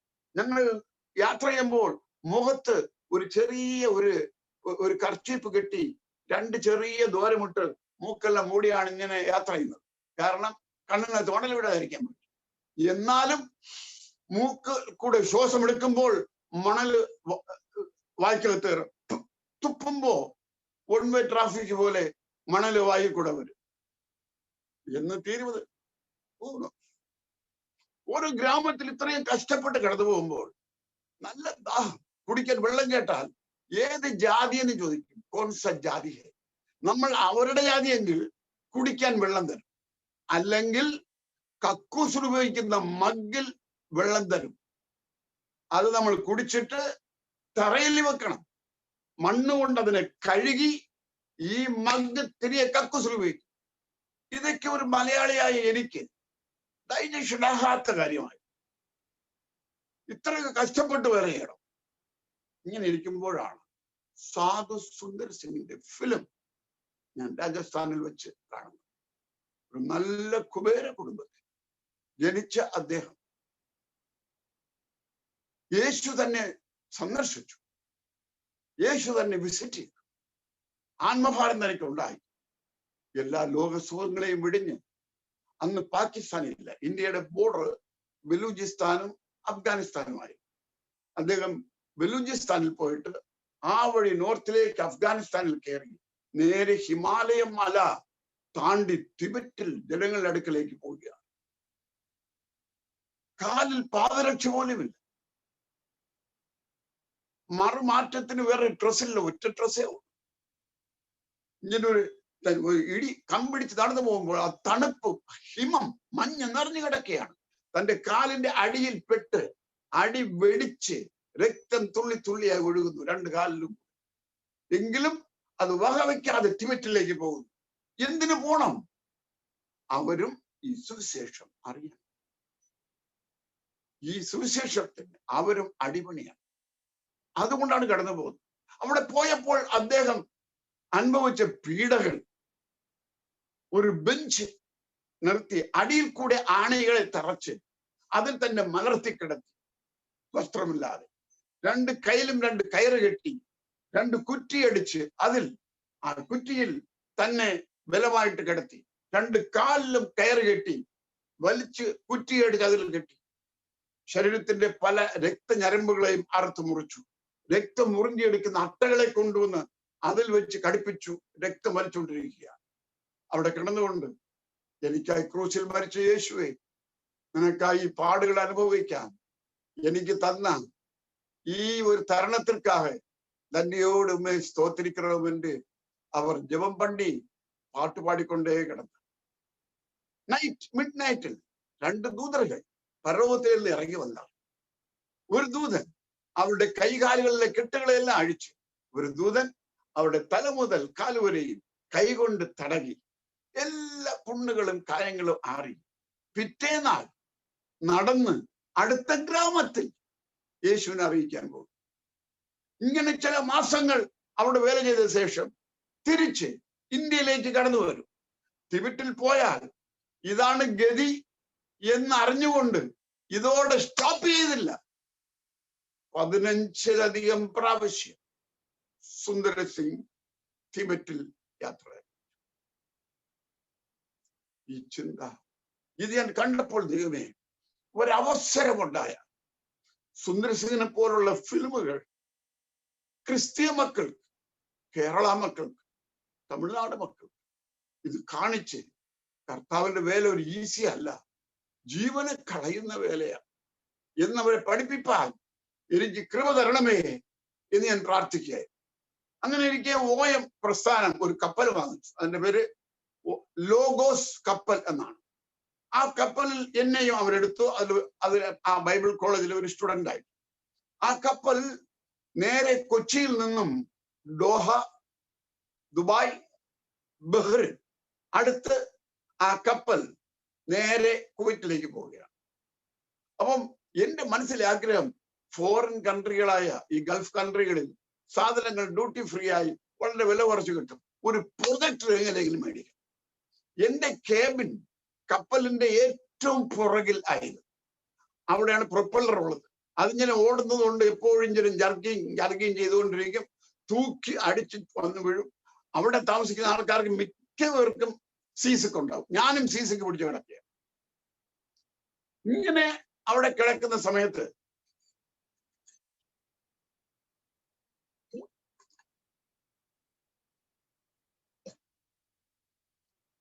ആ കപ്പലിൽ പോയപ്പോൾ വിവാഹത്തിന് വേണ്ടിയുള്ള ഒരു എൻഗേജ്മെന്റ് കഴിഞ്ഞിട്ടാണ് ഞാൻ പോയിരുന്നത്. ഞാൻ വിവാഹം കഴിച്ച് കർത്താവിന്റെ വേല ചെയ്യുന്നതാണ് ദൈവം ഇഷ്ടമെന്ന് ദൈവനോട് അറിയിച്ചതുകൊണ്ട് എനിക്ക് എത്തരത്തിലുള്ള ഒരു ഭാര്യയെ തരണമെന്ന് ദൈവത്തോട് പ്രാർത്ഥിച്ചു. ഒന്ന്, ഞാൻ സ്നേഹിക്കുന്നതിനേക്കാൾ അവൾ കർത്താവിനെ സ്നേഹിക്കുന്നവളായി. മിഷണറി വേലയ്ക്ക് വേണ്ടി കഷ്ടപ്പെടാൻ അവൾക്കൊരു മനസ്സുണ്ടായിരിക്കും. അടുത്ത്, എന്നെയാണ് അവൾ വിവാഹം കഴിക്കുന്നതെന്ന് ദൈവം ദർശനം കൊടുത്തിരിക്കുന്നു. 5, അവൾക്ക് ഈ ലോകത്തിൽ ഒരു സ്വത്തോ ഒരു ജോലിയോ ഉണ്ടായിരിക്കും. അടുത്ത് അച്ഛനോ അമ്മയോ ഉണ്ടായിരിക്കും. ഇത്തരം പ്രാർത്ഥനയ്ക്കെല്ലാം പെട്ടെന്ന് മറുപടി കിട്ടും. നമ്മുടെ പ്രാർത്ഥന ഒരു എഞ്ചിനീയർ വേണം, ഒരു നേഴ്സ് വേണം, ഒരു ഡോക്ടർ വേണം. എന്തിനാ? കടൽ താണ്ടി പോകാൻ. ഇവരാരും കടൽ താണ്ടി കൊണ്ടുപോകില്ല, എയറോപ്ലെയിൻ കൊണ്ടുപോകും കടൽ താണ്ടി. പക്ഷെ അവർക്ക് സ്വത്തുണ്ടായി, ബാക്കി ഒന്നും കൊടുക്കില്ല. ഞാൻ പറഞ്ഞു, ഞാൻ അവളെ കണ്ടു, എന്റെ ചേട്ടൻ പപ്പയോണ്ടെല്ലാം പോയി ഞങ്ങൾ കണ്ടു. പറഞ്ഞു, നിന്റെ സ്വത്ത് നിന്റെ സ്വന്തക്കാർക്ക് ആർക്കും ഇങ്ങനെ എഴുതി കൊടുക്കണം. യെസ് എന്നോ. നമുക്ക് ഒന്നുമില്ലാതെ ശൂന്യതയിൽ ആരംഭിക്കാം. ജീവിക്കുന്ന ഒരു ദൈവമുണ്ടെന്ന് പ്രസംഗിക്കാൻ, ജീവിച്ചു കാണിക്കാം. അവൾ സന്നദ്ധയായി. ആമേൻ. സുന്ദർ സിംഗിന്റെ ഫിലിം കണ്ടതോടുകൂടെ എന്റെ പല ആഗ്രഹങ്ങളും എന്നിൽ നിന്നും താനെ മാറി. പിന്നെ എന്റെ മനസ്സിൽ നിന്ന് ഒരേ ആഗ്രഹം, എന്ത് കഷ്ടം സഹിച്ചു സുവിശേഷം കേൾക്കാത്തവരെ കേൾപ്പിക്കണം എന്നുള്ള ഒരു ഭാരം എന്റെ മനസ്സിലേക്ക് വന്നു. അങ്ങനെ ഞാൻ കപ്പലിൽ യാത്ര ചെയ്ത് പോകുമ്പോൾ കപ്പൽ ഡോഹയിലെത്തി. ഓരോ തുറമുഖത്തും അടുപ്പിച്ചിട്ട് ഞങ്ങൾക്ക് ഫ്രീ തരുമ്പോൾ ഞാൻ നേരെ സൂപ്പർ മാർക്കറ്റിലേക്ക് പോകും. അവിടെ പ്രൊജക്ടർ ഉണ്ട് നോക്കാൻ. പ്രൊജക്ടർ ഉണ്ട്, നല്ല projector, American projector, German projector. പക്ഷെ എന്റെ കാശ് അടുത്ത അവിടെ നിന്ന് ദുബൈക്ക് പോയി, ദുബൈയിൽ സൂപ്പർ മാർക്കറ്റിൽ പോയി, അവിടെ നിന്ന് ബഹ്റിനിൽ പോയി, അവിടുത്തെ മാർക്കറ്റിൽ പോയി. എനിക്ക് കാശില്ല മേടിക്കാൻ. ഞാൻ നിരാശിതനായി കപ്പൽ വന്നപ്പോൾ എന്റെ ഒരു കൂട്ടുകാരൻ പറഞ്ഞു, അദ്ദേഹം VK പീറ്റർ എന്നാണ്, പീരുമേടുകാരൻ. അദ്ദേഹം പറഞ്ഞു, ഓലൂസേ നീ എന്തിനു ഭാരപ്പെടണം, ഞാൻ ഒരു ഐഡിയ പറഞ്ഞുതരാം. ഈ കപ്പൽ ലാസ്റ്റിൽ പോകുന്നത് കുവൈറ്റിലാണ്. ലോകത്തിലുള്ളതിലേക്ക് വെച്ചും രക്തത്തിന് ഏറ്റവും വിലയുള്ള സ്ഥലം കുവൈറ്റാണ്. നീ ആ കുവൈറ്റിൽ പോയി രക്തത്തിന് കുറച്ച് രക്തം കൊടുത്താൽ ധാരാളം കാശുകളുണ്ട്. എത്ര എടുക്കും എന്താണ് എനിക്ക് ഒരു പിടി വരിക്കില്ല. ഞാൻ ഏതായാലും കപ്പൽ കുവൈറ്റിൽ പോയതും ഒരു ദിവസം ലീവ് കിട്ടാൻ വലിയ പ്രയാസം. ലീവ് എടുത്ത് ബ്ലഡ് ബാങ്ക് തേടിപ്പോയി. ഡോക്ടറെ കണ്ടു. ഡോക്ടർ ചോദിച്ചു, എന്തിനു വന്നു? ഞാൻ പറഞ്ഞു, രക്തം ഡൊണേഷൻ ആയ. അദ്ദേഹം എന്നെ കീഴ്മേലെ നോക്കി 2 പ്രാവശ്യം. രക്തം വേണ്ട, നീ വന്ന വഴിക്ക് പോകുന്നു. രക്തം കൊടുക്കാന്ന് പറഞ്ഞ രക്തം അതിന് പോലും ആളില്ല. പക്ഷെ എനിക്ക് പ്രൊജക്ട് അത്യാവശ്യമായിട്ട് വേണം. 2ാമത്തെ ദിവസം തിരിച്ച് അതേ ബ്ലഡ് ബാങ്കിലേക്ക് പോവുകയാണ്. ഞാൻ പ്രാർത്ഥിച്ചോളൂ, ദൈവമേ ഇന്നലെ ഇരുന്ന ഡോക്ടറെ കാണുക, വേറെ ഒരു ഡോക്ടർ വേണം അവിടെ ഇരിക്കാൻ, എന്നാലേ എന്തെങ്കിലും സാധിക്കും കാര്യം. പോയി പുറത്ത് നോക്കിയപ്പോൾ കാണാം ഇന്നലത്തെ ഡോക്ടർ അല്ല. അപ്പൊ എനിക്ക് മനസ്സിന് സമാധാനം. ഞാൻ അകത്ത് പോയി, എന്നോട് ഇരിക്കാൻ പറഞ്ഞു. എന്നോട് ചോദിച്ചു, എന്തിനു വന്നു? ഞാൻ പറഞ്ഞു, രക്തം ഡൊണേഷന്റെ. ശരി. ഒരു നേഴ്സിന്റെ കോളിംഗ് ബെല്ല് അടിച്ചു, വിളിച്ചു, വരാൻ പറഞ്ഞു. എന്റെ കൈ നീട്ടാൻ പറഞ്ഞു, കൈ നീട്ടി. ആ നേഴ്സ് കുറച്ച് രക്തം ഒരു ടെസ്റ്റ് ട്യൂബിൽ എടുത്തോണ്ടെങ്കിൽ പോയി. ഞാൻ ചിന്തിച്ചു, രക്തം എടുത്തു, ഇനി കാശ് ഉടനെ അടുത്ത് വരും. ഞാൻ ചിന്തിച്ചുകൊണ്ടിരിക്കുകയാണ്. ഒരു അരമണിക്കൂർ അവിടെ വെയിറ്റ് ചെയ്തു. അപ്പം ഡോക്ടർ കാളിംഗ് ബെല്ലടിച്ച് നേഴ്സിനോട് ചോദിച്ചു, ബ്ലഡിന്റെ ഗ്രൂപ്പ് എന്താണ്? അവൾ പറഞ്ഞു A+. അപ്പം മനസ്സിലായോ, ഈ എടുത്ത രക്തം കാശിനല്ല, അത് ഗ്രൂപ്പ് അറിയാൻ വേണ്ടിയാണ്. എന്നോട് പറഞ്ഞു, നിങ്ങളുടെ ഗ്രൂപ്പിൽപ്പെട്ട രക്തം ഇവിടെ ആവശ്യത്തിന് കവിഞ്ഞിരിപ്പുണ്ട്, അതുകൊണ്ട് വേണ്ടെന്നു. ഗ്രൂപ്പ് മാറ്റാതെ ഒരു വഴിയും കൊണ്ടായിരുന്നു. ഞാൻ ഗ്രൂപ്പ് മാറ്റി ദുഃഖിച്ചുകൊണ്ട് ബസ്സിൽ കയറി. കപ്പൽ എപ്പോഴും തുറമുഖത്തിൽ നിന്നും ഉള്ളിലേക്ക് വിടുമ്പോൾ കപ്പലിനകത്ത് ഒരു ഡോക്ടർ ഉണ്ടായിരിക്കും.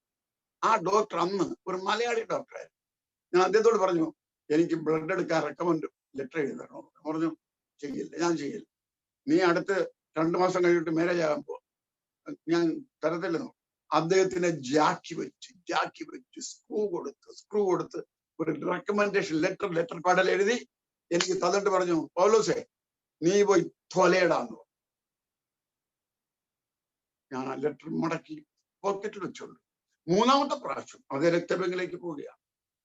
അന്നും 3ാമത് വേറൊരു ഡോക്ടറാണ്. ഈ റെക്കമെൻഡേഷൻ ലെറ്റർ കൊണ്ട് ആ ഡോക്ടർ കൈ കൊടുത്തു. അദ്ദേഹം വായിച്ചിട്ട് പറഞ്ഞു, ടേബിൾ നമ്പർ ഇത്ര, ഒരു റൂം, അവിടെ പോയി കിടക്കാൻ പറഞ്ഞു. ഞാൻ അവിടെ പോയി കിടന്നു. നല്ല സുഖം, നല്ല സോഫ. അങ്ങനെ ഒരു നേഴ്സ് വരുന്നത് കണ്ടു. അവളുടെ കയ്യിൽ ഒരു പ്ലാസ്റ്റിക് ബാഗ് ഇരിപ്പുണ്ട്, പ്ലാസ്റ്റിക് സഞ്ചി, കുറച്ച് വയറിന് ചുറ്റിയിരിക്കും. എന്റെ ജീവിതത്തിൽ ആദ്യമായിട്ട് കാണുകയാണ്. എന്തിനാ ഈ നേഴ്സ് ഇതെല്ലാം കൊണ്ടുവന്ന് ഞാൻ ചിന്തിക്കും. കൊണ്ടുവന്ന് എന്റെ ബെഡിന്റെ അടിയിൽ കെട്ടിയിട്ടിട്ട് അതൊരു സൂചിന്റെ കയ്യിൽ വെച്ചോണ്ട് ടേപ്പ് ഒട്ടിച്ചിട്ട് പോയി. അപ്പോഴാണ് എനിക്ക് ഓർമ്മ വന്നത്, ഈ പ്ലാസ്റ്റിക് ബാഗ് നിറച്ചാണ് രക്തം എടുക്കുന്നത്. അവൾ ഇടയ്ക്കിടയ്ക്ക് നോക്കും, 2, 4, 6, 8, 10, 11. വേദന അറിയുന്നില്ല. അവസാനം എന്നോട് പറഞ്ഞു, ഇനി കൈ പമ്പ് ചെയ്യണം, കൈ പമ്പ് ചെയ്താലേ ഇനി ഹാർട്ട് ചെയ്ത് രക്തം വരുമെന്നു. അപ്പൊ സാത്താൻ എന്റെ മന്ത്രിക്കുകയാണ്, പൗലോസ് നീ ഊരി വിട്ടിട്ട് ഓടിപ്പോ, നിനക്ക് ജീവൻ വേണമെങ്കിൽ, അല്ലെങ്കിൽ നീ ഇവിടെ മരിച്ചാൽ പ്രേതത്തെ പോലും നാട്ടിക്കൊണ്ടുപോകില്ല, അവിടെ കുഴിച്ചു. ഞാൻ പറഞ്ഞു, സാത്താൻ യുവ അനേകർക്ക് കൊടുക്കാൻ പലതുണ്ട്, എനിക്കെന്റെ ജീവനല്ലാതെ മറ്റൊന്നും. ഒരുപക്ഷെ ഞാൻ മരിക്കേണ്ടി വന്നു. എന്റെ അടുത്ത് നിൽക്കുന്ന ആരോടെങ്കിലും വിളിച്ചു പറയും, പണം ദുർവിനിയോഗം ചെയ്യരുത്. ഈ പണം ഒരു മിഷണറിക്ക് കൊടുത്ത് സുന്ദർ സിംഗിനെ പോലുള്ള ഫിലിം ക്രിസ്ത്യാനികളെ കാണിക്കാൻ വെക്കണം. മിഷണറി വേലയ്ക്ക് ആൾക്കാരെ ഇറങ്ങാൻ കൈ പമ്പ് ചെയ്യുകയായി. അവസാനം ആ പ്ലാസ്റ്റിക് ബാഗ് ഫുള്ളായി നിറഞ്ഞു. അത് തൂക്കിക്കൊണ്ടുപോകുന്ന കാഴ്ച കണ്ട് ആ ബെഡിൽ എന്റെ ഹൃദയം കൂടും. അനേകർ പ്രൊജക്ടിന് മുമ്പിലിരുന്ന് പടം കാണുന്ന ഒരു ദിവസം വരും. എന്റെ ക്ഷീണം തീർക്കാൻ ആപ്പിൾ, ഓറഞ്ച് എല്ലാം ചേർത്ത് ജ്യൂസ് വെച്ചു. അതൊന്നും കുടിക്കാൻ ഞാൻ പോയില്ല. ഞാൻ നേരെ ആ കാശുമായിട്ട് സൂപ്പർ മാർക്കറ്റിലേക്ക് പോയി. German projector, Agfa brand, semi automatic. അത് കറണ്ട് കൊണ്ട് ഉപയോഗിക്കാം, ലോറിയുടെ ബാറ്ററി കൊണ്ട് ഉപയോഗിക്കാം. എനിക്ക് വലിയ സന്തോഷം. ഗ്രാമങ്ങളിലെല്ലാം കടന്നു പോകും. അതുമായിട്ട് വീട്ടിലേക്ക് കടന്നു വന്നു. അടുത്ത് മാരേജാണ്. എനിക്ക് കൊച്ചു പ്രായം മുതലേ കല്യാണം എന്ന് പറയുമ്പോൾ എന്റെ കല്യാണം എങ്ങനെ എന്നെനിക്ക് ഒരു പ്ലാൻ ഉണ്ടായിരുന്നു. ആ പ്ലാൻ 1, ഞങ്ങൾ താമസിക്കുന്ന ഒരു ഗ്രാമത്താണ്, അവിടെ കറണ്ട് ഇല്ല. നല്ല മൈക്ക് സെറ്റ് വെച്ച് ജമ്മനെ അടിക്കണം ദേശ. 2, ഇന്നത്തെ പോലെ അവിടെ കല്യാണ മണ്ഡപങ്ങളില്ല. കല്യാണ പുര കെട്ടി അതിനകത്ത് പട്ടുവിധാനം ചെയ്യും, അത് ചെയ്യണം. 3, മൈക്ക് സെറ്റ് വയ്ക്കണം. അടുത്തത് കാറിൽ പോയി ഇറങ്ങണം വീട്ടിൽ. അതിനടുത്തത് ബാൻഡ് മേളം ഉണ്ടാകണം. ബാൻഡ് മേളം, നല്ല നല്ല തകർപ്പൻ ബാൻഡ് മേളം ഉണ്ടാകണം. ഇങ്ങനെ പല ആഗ്രഹങ്ങൾ എനിക്കുണ്ടായിരുന്നു.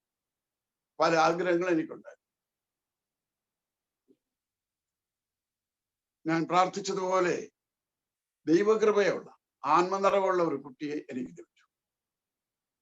ഞാൻ അതോടുകൂടി തീരുമാനിച്ചു, എന്റെ പണം ആവശ്യമില്ലാത്ത ദുർച്ചെലവിന് വേണ്ടി കളയുന്നതിനേക്കാളും സുവിശേഷത്തിന് വേണ്ടി ആ പണം ചെലവിക്കും. എന്തെല്ലാം സേമിക്കാമോ അതിന് സേമിക്കും. ഒരിക്കൽ OMN സ്ഥാപകനായ ജോർജ് വെർവർ 10ാമത്തെ ബർത്ത്ഡേക്ക് എന്നെ ക്ഷണിച്ചിരുന്നു. ഞാനും എൻ്റെ ഭാര്യയുമായിട്ട് അദ്ദേഹം പാർക്കുന്ന നാട്ടിൽ കടന്നു. ഞങ്ങൾ 2 മണിക്കൂർ ഒരുമിച്ചിരുന്ന് സംസാരിച്ചു. എന്ന് പറഞ്ഞ പൗലോസേ, അമേരിക്കയിൽ ഞാൻ പോകാതെ ഇംഗ്ലണ്ടിൽ തന്നെ താമസിക്കുന്നതിന്റെ കാരണം, അമേരിക്കയിൽ ഞാൻ മരിച്ചാൽ എൻ്റെ ബോഡി അടക്കാൻ കാശ് കൂടുതലാണ്. ഇംഗ്ലണ്ടിലാണെങ്കിൽ അതിനേക്കാളും ചെലവ് കുറവാണ്. എന്തെല്ലാം ത്യാഗങ്ങൾ ചെയ്ത് വേല ചെയ്യുന്ന ആളുകളുണ്ട്, നിങ്ങളത് കണ്ടിട്ടില്ലായിരിക്കും. അതുകൊണ്ട് ഞാൻ ഒന്നും ചിന്തിച്ചു, ഞങ്ങളുടെ കലാചാരത്തിൽ പെൺവീട്ടിൽ നിന്ന് ധാരാളം കാശ് വാങ്ങിച്ചാണ് വിവാഹം ചെയ്തത്. അത് ഞാൻ മേടിക്കത്തില്ലെന്ന് തീരുമാനിച്ചു. 2, അങ്ങോട്ട് കാശ് കൊടുക്കണം എന്ന് ഞാൻ തീരുമാനിച്ചു.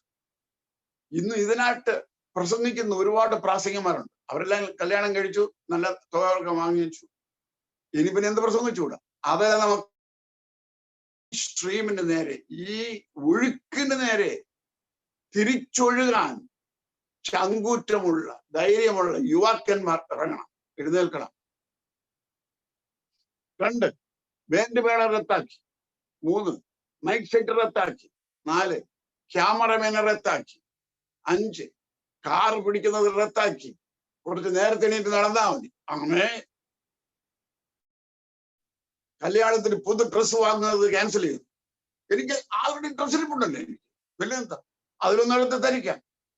അങ്ങനെ എല്ലാം കൂടെ ഒരു 300 രൂപയ്ക്കകമേ എനിക്ക് ആയി കാണുള്ളൂ. 3 ലക്ഷമല്ല, ഒരു 300 രൂപയ്ക്ക് വായിക്കാം. പക്ഷെ കല്യാണത്തിൽ ദൈവ സാന്നിധ്യം സമൃദ്ധമായുണ്ടായി. ഞാൻ ചെയ്തത് എന്റെ ഹൃദയത്തെയും ദൈവം കണ്ടു എന്ന് വിശ്വസിച്ചു. കല്യാണം കഴിഞ്ഞതിന് ശേഷം ദൈവത്തെന്ന ഭാരം, സുവിശേഷവുമായി ആരും പോകാത്ത ഇടങ്ങളിൽ ഈ സുവിശേഷമായിട്ട് പോകണം എന്നുള്ളതാണ്. ദൈവം ഒരു ഭാരം തന്നാൽ അത് ഉടനെ ചെയ്യണം. ഉടനെ ചെയ്യണം. നമ്മുടെ കാര്യങ്ങൾ ചെയ്ത് തീർത്തിട്ട് അത് ചെയ്യല്ല. ദൈവം ഒരു ഭാരം തന്നാൽ അതിന് പ്രയോറിറ്റി കൊടുക്കണം. ഹൈ റേഞ്ചിന്റെ പ്രദേശങ്ങൾ, പീരിമേട്, കട്ടപ്പന, കുമിളി, വണ്ടൻമേട്, പിന്നെ പുറ്റടി, വാഗമൺ, ഇങ്ങനെയുള്ള ആ ഏരിയകൾ, അന്ന് അവിടെ പോകുന്ന അനേക വണ്ടികൾ കൊക്കയ്ക്കകത്ത് വീഴുന്ന കാലങ്ങളായിരുന്നു. Single road. ഞാൻ മാത്രമല്ല, ദൈവം എനിക്ക് അപ്പോഴത്തേക്ക് മക്കളെ തന്നു. 3 മക്കളുണ്ട്. ഈ പിള്ളേരെ എല്ലാം തൂക്കിക്കൊണ്ട്, ഇന്നത്തെ പോലെ നവീനമായിട്ടുള്ള ഒരു കെയർ ഫ്രീയോ ഒരു കുണ്ടാന്തരമോ ഒരു കുടച്ചക്രമോ ഇല്ലാത്ത കാലം ഈ പിള്ളേരെ എല്ലാം തൂക്കിക്കൊണ്ട് ഈ മല കയറി, ജീപ്പില്ല, വാനില്ല, കാറില്ല, ട്രാൻസ്പോർട്ട് ബസ്, അനേക ലയങ്ങളിൽ ഞങ്ങൾ പ്രവർത്തിച്ചു. ആ സമയത്താണ് നമ്മൾ ഏലപ്പാല രാജേഷിനെ ഒരു കൊച്ചു പയ്യനായി അവിടെ വെച്ചാൽ ഞാൻ കണ്ടത്. ഞങ്ങളുടെ കൂടെ പ്രവർത്തിക്കാൻ പോൾ ഗോപാലകൃഷ്ണൻ എന്ന് പറയുന്ന ഒരു കൊച്ചറ സ്വദേശി. പിന്നീട് അവിടെ തണുപ്പ് കാലമോ മഴക്കാലം ആരംഭിച്ചാൽ ഉടനെ ഞങ്ങൾ വന്നിട്ട് വേറൊരു ഏരിയയിലോട്ട് പോകും. എവിടെ? മഴയില്ലാത്ത ഏരിയയിലോട്ട് പോകും. അത് ഏത് ഏരിയ? തമിഴ്നാടിന്റെ ഏരിയ. കന്യാകുമാരി ആരംഭിച്ച് കന്യാകുമാരി ടു കൽക്കട്ട, കന്യാകുമാരി ടു ബോംബെ, ഈ 2 കടപ്പുറങ്ങളും കഠിനമായ പ്രവർത്തനം, കഠിനമായ വേല. കഴിക്കാൻ ആഹാരമില്ല, കുടിക്കാൻ നല്ല വെള്ളമില്ല. ഒരിക്കൽ ഞാൻ കൽക്കട്ടയ്ക്കുള്ള യാത്ര ചെയ്തുകൊണ്ടിരിക്കുക, നല്ല ദാഹം, തൊണ്ട വളർന്നു. മൈക്ക് സെറ്റിൽ പ്രസംഗിക്കാൻ തൊണ്ട കൊണ്ട് പ്രസംഗിക്കുക. ഒരു സ്ത്രീ കുറച്ച് വെള്ളം കൊണ്ടുപോകുന്നത് കണ്ടു. ഞാൻ ഓർത്തു നല്ല വെള്ളമായിരിക്കും എന്നോർത്തു. കുറച്ച് വെള്ളം കുടിക്കാൻ തരാമോ എന്ന് ചോദിച്ചു. തരാമെന്ന് പറഞ്ഞു. ഒരു ഗ്ലാസ് എടുത്ത് സാരി അതിന്റെ പുറത്ത് വെച്ച് അരിച്ചൊഴിച്ചു തന്നു. ഈ വെള്ളം ഏതോ കുളത്തിൽ കെട്ടിക്കിടന്ന വെള്ളം. വെള്ളത്തിലാണ് എരുവുമാടുകളെ കഴുകുന്നതും സ്ത്രീകൾ തുണി കൊണ്ടുപോയി കഴുകുന്നതും. ആർക്കറിയാം? അത് കുടിച്ചതും വയറ്റിലെന്ത് കൊട്ടും മേളവും എല്ലാം ആരംഭിച്ചു. ഞാൻ പോൾ ഗോപാലകൃഷ്ണനെ വിളിച്ചു പറഞ്ഞു, പോളെ, കൽക്കട്ടയ്ക്കുള്ള പ്രയാണം ഇതെനിക്ക് സ്വർഗയാത്ര പോലെ ഇരിക്കുക. അയാൾ വീട്ടിൽ പോ. കൽക്കട്ടയ്ക്ക് പിന്നെ ടൈഫോയിഡ്. ഈ ടൈഫോയിഡ്, കോളറ, ചിക്കൻ ബോക്സ് ഇതെല്ലാം സർവ്വസാധാരണ. നമ്മളിപ്പം കൊറോണയോട് കൂടി അഡ്ജസ്റ്റ് ചെയ്ത് പോകുന്നത് പോലെ നേരെ വീട്ടിൽ വന്നു. എന്നെ വീട്ടിൽ വിട്ടിട്ട് ഗോപാലകൃഷ്ണൻ കൊച്ചറയ്ക്ക് പോയി. ഞങ്ങളുടെ ടീം അംഗങ്ങളെല്ലാം എന്നെ കാണാൻ പറ്റും. ടൈഫോയിഡ് പിടിച്ചു. ടൈഫോയിഡ്. ഒന്നും കഴിക്കാൻ പൊടിയരി കഞ്ഞി പോലും കുടിക്കാൻ ഒക്കത്ത്. അത്രമാത്രം വൈറൽ ഡാമേജ്. അപ്പൊ അങ്ങനെ ഇപ്പൊ 40 ദിവസമെല്ലാം കഴിഞ്ഞു. മരണത്തിന്റെ കുറികൾ കാണാൻ തുടങ്ങി, ലക്ഷണങ്ങൾ കാണാൻ. ഏതായാലും എനിക്ക് അന്തിമമായി പറയാൻ എന്റെ ഭാര്യയെ വിളിച്ചു. അപ്പൊ എനിക്ക് തേങ്ങാ വെള്ളം, കരുക്കം വെള്ളം ചൂടാക്കി സ്പൂണിൽ ഒഴിച്ച് എന്റെ വായിൽ കൂടെ തൊണ്ട നനച്ചു തരികയാണ്. ഞാൻ ഇങ്ങനെ കിടക്കുക. എന്റെ ഭാര്യ അപ്പോൾ 9 മാസം ഗർഭിണി. അതിന് മുകളിൽ ആ പിള്ളേർ. ഈ കൊച്ചു പിള്ളേരെ കാണുമ്പോൾ മനസ്സ് പറയും, നിന്റെ പിള്ളേർ, നിന്റെ മിഷൻ വർക്ക്, നിന്റെ പിള്ളേർ അനാഥരാകാൻ പോകും. ഭാര്യയെ കാണുമ്പോൾ സാത്താൻ മൈൻഡിൽ മന്ത്രിക്കും, നിന്റെ ഭാര്യയെ വിധവയായിട്ട്. ഈ ചിന്തകളെല്ലാം മറികടന്ന് വരിക എന്നുള്ളത് ഈസിയായ കാര്യമല്ല. എന്റെ അന്തിമ അഭിലാഷം വിളിക്കാൻ എന്റെ ഭാര്യയെ വിളിച്ചു. അവൾ വന്നു. എന്ത് പറയണം? ഈ കൂടാരത്തിൽ ദൈവം ഈ മൺകൂടാരത്തെ കിണറിനും മാമരത്തിനും ഇടയിൽ റോഡിന്റെ കരയിൽ ഈ ശവത്തെ അടക്കം ചെയ്യും. റോഡിൽ കടന്നു പോകുന്നവർ ഇത് കണ്ടുകൊണ്ട് വേലയ്ക്ക് ആരെങ്കിലും ഇറങ്ങാൻ തയ്യാറായ ഞാൻ സന്നദ്ധനാണ്. അവളുടെ നിന്നുകൊണ്ടൊന്ന് കരയാൻ തുടങ്ങി. വാവിട്ട് കരയാൻ തുടങ്ങി.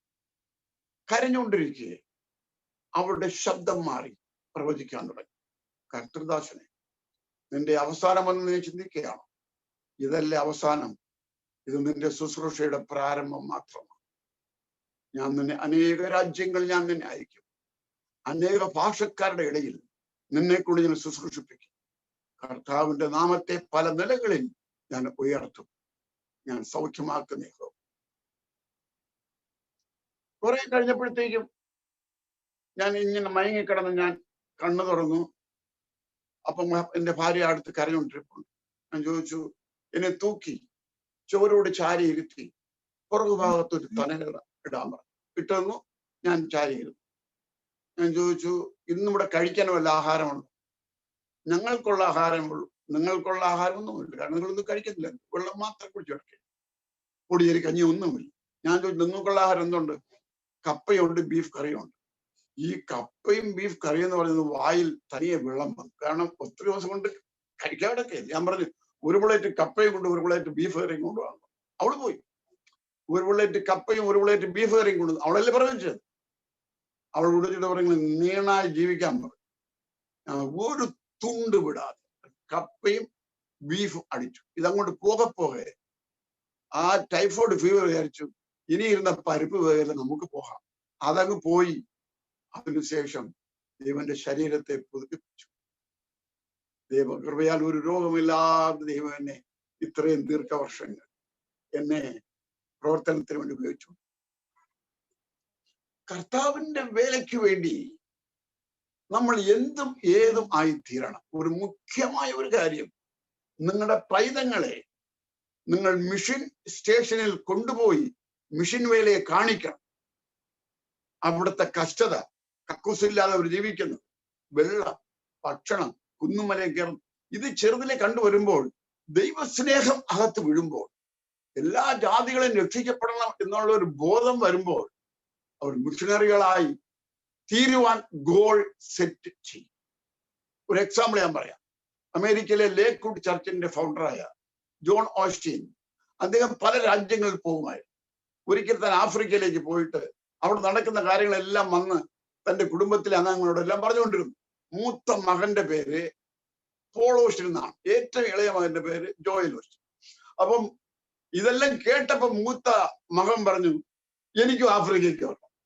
അപ്പൊ വിചാരിച്ചു, ഇവനെ കൊണ്ടുപോയാൽ കൾച്ചർ ഷോക്കായി എന്ത് ചെയ്യാൻ നോക്കും, പിന്നെ എങ്ങനെ അവന് തിരുത്താൻ നോക്കും, അവന്റെ ഭാവി നഷ്ടപ്പെടില്ലേ. ഇവൻ കരഞ്ഞു അവസാനം അപ്പം പറയണ കൊണ്ടുപോകാം. അടുത്ത ട്രിപ്പ് പോയപ്പോഴും അവനെ കൂടെ കൊണ്ടുപോവുകയാണ്. ഞാൻ ആഫ്രിക്കയിൽ പോയിട്ടുണ്ട്, സഹാറയിൽ പോയിട്ടുണ്ട്. അതൊക്കെ നിങ്ങൾ പറഞ്ഞറിയിച്ചാൽ നിങ്ങൾക്ക് അത് മനസ്സിലാകാത്ത കാര്യം.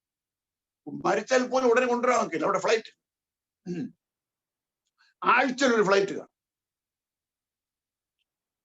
ശരി, അവിടെ കൊണ്ടുപോയി അവിടെ പിള്ളേര് 5ഉം 8ഉം 10 വയസ്സുള്ള പിള്ളേര് വസ്ത്രം പോലും ഇല്ലാതെ എന്തെങ്കിലും ഒരു കോവണം മാത്രം കൊടുത്തുകൊണ്ട് നടക്കുന്നു. വയറുണ്ട്, തലയുണ്ട്, നെഞ്ചെല്ലാം എല്ലുകളെല്ലാം കാണാം. കഷ്ടപ്പെട്ട് ടോയ്ലറ്റിനെ ചുരുട്ടി പന്താക്കി അതാണ് അവൾ വിളയാടുന്നത്. വേറെ നത്തിങ് എൽസ്. ഇതെല്ലാം കണ്ട് പോൾ ഓസ്റ്റീൻ ഹൃദയത്തിൽ എന്തോ ഒരു മാറ്റമുണ്ടായി. തിരിച്ചു വന്നു, അപ്പനോടുകൂടി തിരിച്ചു വന്നു. എങ്ങനെയുണ്ടായിരുന്നു ആഫ്രിക്ക? എന്ത് പറയാനപ്പാ, ആഫ്രിക്ക ഇങ്ങനെയാണല്ലോ എന്ന് എനിക്കിപ്പം മനസ്സിലായി. നിങ്ങൾക്ക് വാക്കുകൊണ്ട് പറയാൻ സാധിക്കാത്തത് എന്റെ കണ്ണുകൊണ്ട് എനിക്ക് മനസ്സിലായി. താൻ വളർന്നു, കോളേജിൽ പഠിച്ചു, യൂണിവേഴ്സിറ്റിയിലായി, ഒരു ഡെന്റൽ ഡോക്ടറായി. ഡെന്റൽ ഡോക്ടറായി നല്ല നിലയിൽ പണം സമ്പാദിച്ചുകൊണ്ടിരിക്കുമ്പോഴാണ് 7 വയസ്സിൽ കണ്ട ആ കാഴ്ച തന്റെ മനസ്സിൽ കൂടെ ഓടുന്നത്. ഭാര്യയോട് പറഞ്ഞു, ആ 7 വയസ്സിൽ കണ്ട ചിത്രം എന്നെ വീണ്ടും വീണ്ടും എന്റെ മനസ്സിൽ വരികയാണ്. അപ്പം ഭാര്യ നല്ല ആത്മീയ സ്ത്രീയാണ്. അവൾ പറഞ്ഞു, ഒരുപക്ഷെ നിങ്ങളെ ആഫ്രിക്കയിലേക്ക് മിനിസ്ട്രിക്ക് വേണ്ടി പോകാൻ ദൈവം ഓർപ്പിക്കുന്നതായിരിക്കാം. അദ്ദേഹം ചോദിച്ചു, അങ്ങനെയാണെങ്കിൽ നീ തയ്യാറാണോ? തയ്യാറാന്ന് തോന്നുന്നു. എല്ലാ പിള്ളേരും തയ്യാർ. എന്ത് സംഭവിച്ചെന്നറിയാമോ? അവിടെ സാമാനങ്ങളെല്ലാം കണ്ടെയ്നറിൽ കയറ്റി ആഫ്രിക്കയ്ക്ക് വിട്ടു. പോൾ ഓസ്റ്റീനും ഫാമിലിയും, ജോൺ ഓസ്റ്റീന്റെ മൂത്ത മകൻ, ജോയൽ ഓസ്റ്റീന്റെ മൂത്ത ജ്യേഷ്ഠൻ നേരെ ആഫ്രിക്കയ്ക്ക് മിഷനറിയായി. കാരണം എന്ത്? ആ 7 വയസ്സിൽ മിഷൻ ഫീൽഡ് കണ്ട എക്സ്പീരിയൻസ്. നമ്മൾ ചിന്തിക്കും, നമുക്ക് നന്നായി ജീവിക്കണം, മക്കളെ സുവിശേഷ വേലയ്ക്ക്, മക്കളെ അയക്കണം. യോഗത്തില്ല. മക്കൾ കാണുന്നത് എന്ത്? ഇവനൊരു നല്ല കാറിൽ, എക്സ്പെൻസീവ് കാറിൽ യാത്ര ചെയ്യും, നല്ല വീട്, നല്ല ബാങ്ക് ബാലൻസ്, സുഖമായ ജീവിതം, ഇതാണ് കാണുന്നത്. അപ്പൊ അവന്റെ ആ മകനും എന്ത് ചിന്തിക്കും? എന്റെ മക്കളെ സുശേഷ വേലയ്ക്ക് അയക്കണം. അപ്പൻ ജീവിച്ചവര് അവനും ജീവിക്കും. അവന്റെ മക്കൾ എന്ത് ചെയ്യും? എന്റെ മക്കളെ സുശേഷ വേലയ്ക്ക് പോകണം. അവർ സുശേഷ വേലയ്ക്ക് പോകണമെങ്കിൽ നിങ്ങൾ സുശേഷ വേലയ്ക്ക് പോകണം, കൂടെ കൊണ്ടുപോകണം. നിങ്ങൾ സുശേഷ വേലയിൽ നന്മയും തിന്മയും അനുഭവിക്കുന്നത് നിങ്ങളുടെ മക്കൾ കാണണം. കാണുമ്പോൾ അതവർ സുശേഷ വേലയ്ക്ക് വോട്ട് ചെയ്യും. എന്നോട് കൂടെ പ്രവർത്തിച്ച ഒരാളാണ് എറിക് എന്ന് പറയും, OM, ഓപ്പറേഷൻ മൊബിലൈസേഷൻ. അദ്ദേഹം OM വിട്ടതിന് ശേഷം ഊട്ടി എന്ന് പറയുന്ന സ്ഥലത്ത് അദ്ദേഹം ഹെബ്രോന്റെ ഒരു സ്കൂളുണ്ട്. അവിടെ ഒരു സ്കൂൾ, ഹെബ്രോൻ സ്കൂൾ എന്ന് പറയും. ഇംഗ്ലീഷുകാരുടെ പിള്ളേരാണ് അവിടെ കൂടുതൽ പഠിക്കുന്നത്. അവിടെ പ്രിൻസിപ്പാളായിട്ട് വന്നപ്പോൾ ഞങ്ങൾ പാർക്കുന്ന സ്ഥലത്ത് അദ്ദേഹം ഭാര്യയുമായി വിസിറ്റ് ചെയ്യാനായിട്ട് വന്നു. ഞങ്ങൾ ഇതിനൊന്ന് കാണാൻ വേണ്ടി. ആ സമയം എന്ന് പറയുന്നത് മക്കൾക്ക് സ്കൂളിൽ പോകാൻ നിവർത്തിയില്ല. തോളിൽ സഞ്ചി ഇട്ട് കൊടുത്ത് ആ സ്കൂളിൽ നടന്നു പോകുമ്പോൾ മക്കൾ മയങ്ങി റോട്ടിൽ കിടക്കുക. റോഡിൽ പോയവർ ആരോ തൂക്കിയെടുത്ത് മക്കളെ വീട്ടിൽ കൊണ്ട് കിടത്തിയിട്ട് പോയി. അങ്ങനെയുള്ള സാഹചര്യം. അദ്ദേഹം അതെല്ലാം മനസ്സിലാക്കിയിട്ട് പറഞ്ഞു, പൗലോസേ, നിന്റെ മക്കളെ എന്റെ സ്കൂളിൽ ഞാൻ പഠിക്കും. ഞാൻ പറഞ്ഞു, പ്രാർത്ഥിച്ചിട്ട് പറയാം. പ്രാർത്ഥിച്ചപ്പോൾ എനിക്കൊരു പീസ് ഇല്ലായിരുന്നു. അവർ ചെറുപ്രായത്തെ ലോലുപരായി ജീവിച്ചവർ, കഷ്ടം എന്തെന്ന് അറിയാതെ ജീവിച്ചു വന്നു. പിന്നെ തിരിച്ച് അവർക്ക് അതിലോട്ട് ഇറങ്ങിപ്പോകാൻ സാധിക്കാതെ വരും. അതിനേക്കാളും ഞങ്ങളോടുകൂടെ ഞങ്ങൾ എന്ത് സുഖമോ എന്ത് ദുഃഖമോ സഹിച്ചു വളർന്നു അതവർ കണ്ട് മനസ്സിലാക്കി വളരട്ടെ. ദൈവം അവർ മിഷണറികളാക്കി മാറ്റും. ഒരിക്കൽ ഞാൻ സുവിശേഷ വേലയ്ക്ക് വേണ്ടി ദൈവം എന്നോട് പറഞ്ഞു, പൗലോസ്, തമിഴ്നാട്ടിലുള്ള അനേക സ്കൂളുകളിൽ നീ ബുക്സ്, ഗോസ്പൽ പാക്കറ്റുകൾ വിതരണം ചെയ്യണമെന്ന് പറഞ്ഞു. അതിനുവേണ്ടി ഞങ്ങൾ പഴയ 2 മെറ്റഡോർ വാൻ ശരിയാക്കി അതിൽ ബുക്സുകളെ കയറ്റി കൊണ്ടുപോവുകയാണ്. സാധാരണ ഫ്രീ ആണെങ്കിൽ എന്റെ ഭാര്യ കൊടുക്കും, മക്കൾക്ക് അവധിയാണെങ്കിൽ അവർ കൊണ്ടുപോയി, അല്ലെങ്കിൽ എന്റെ ടീം അംഗങ്ങൾ വരും. ആ പ്രാവശ്യം ദൈവം പറഞ്ഞു, നിന്റെ ഭാര്യയെ കൊണ്ടുപോകരുത് എന്ന് പറഞ്ഞു. എന്താ കാരണം എനിക്കറിയില്ല. അവളൊന്ന് ചോദിച്ചു, ഇപ്രാവശ്യം എനിക്ക് വരാനുള്ള ഒരു നടത്തിപ്പില്ല, ഞാൻ ഇവിടെ ഇരുന്ന് പ്രാർത്ഥിച്ചോളാം എന്ന് പറഞ്ഞു. ഞാൻ പറഞ്ഞു, ഓക്കെ. ഞാൻ ഈ ടീമിനെ എല്ലാം കൂട്ടിക്കൊണ്ട് നേരെ തൂത്തുക്കുടിക്ക് അടുത്ത് പോവുകയാണ്. വേമ്പാർ എന്ന് പറയുന്ന ഒരു സ്ഥലമുണ്ട്, അവിടെ പോവുകയാണ്. അവിടെ രാത്രിയെല്ലാം കിടന്നു വിശ്രമിച്ചു. രാവിലെ അവിടുത്തെ എത്ര സ്കൂളുണ്ടെന്ന് തിരക്കി ഓരോ സ്കൂളിൽ 2 പേരായി ഞങ്ങൾ ഇങ്ങനെ വിട്ടയക്കുകയാണ്. ഇങ്ങനെ വിട്ടയക്കുമ്പോൾ ഒരു 10 മണി 10:30 മണിയായിരിക്കും. ഞങ്ങളുടെ വർക്ക് മുടിഞ്ഞിട്ട് ഞങ്ങൾ മറ്റ് സഹോദരന്മാർ നിൽക്കുന്ന സ്ഥലത്തേക്ക് വന്നു. അവിടെയുള്ള സഹോദരന്മാർ ഒരാൾ എന്നോട് പറഞ്ഞു, സാറേ, സംഗതി ഭയങ്കര പ്രശ്നമാണ്. ഞാൻ ചോദിച്ചു, എന്ത് പ്രശ്നമാണ്? നിങ്ങളുടെ 2ാമത്തെ മകനെ ഒരു മരത്തിന് കീഴിലിട്ട് അടിയോട് അടിക്കുകയാണ്. അടിച്ചുകൊണ്ടിരിക്കെ മകൻ മയങ്ങി.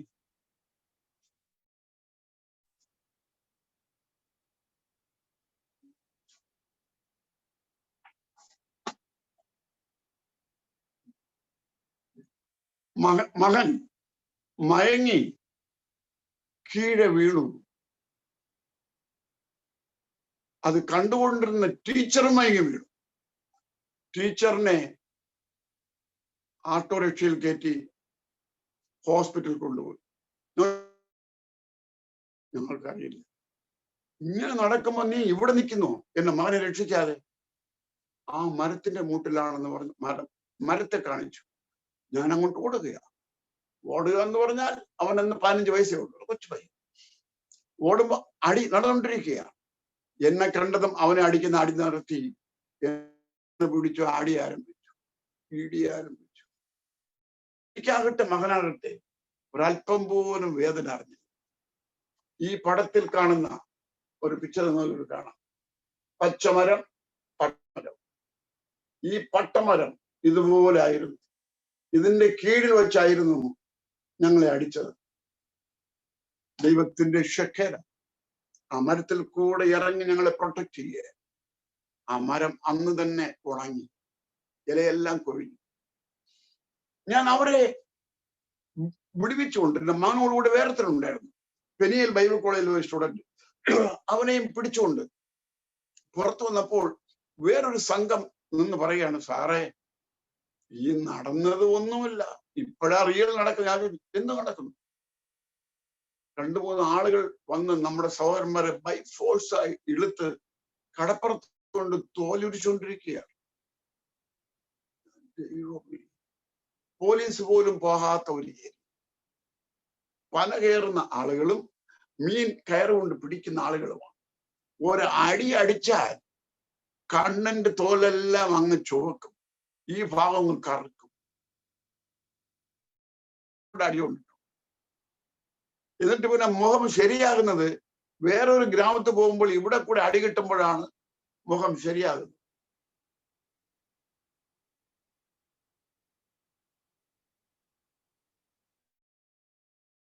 നിങ്ങൾ പെട്ടെന്ന് വേനൽ കയറി വിട്ടോളാൻ പറഞ്ഞു.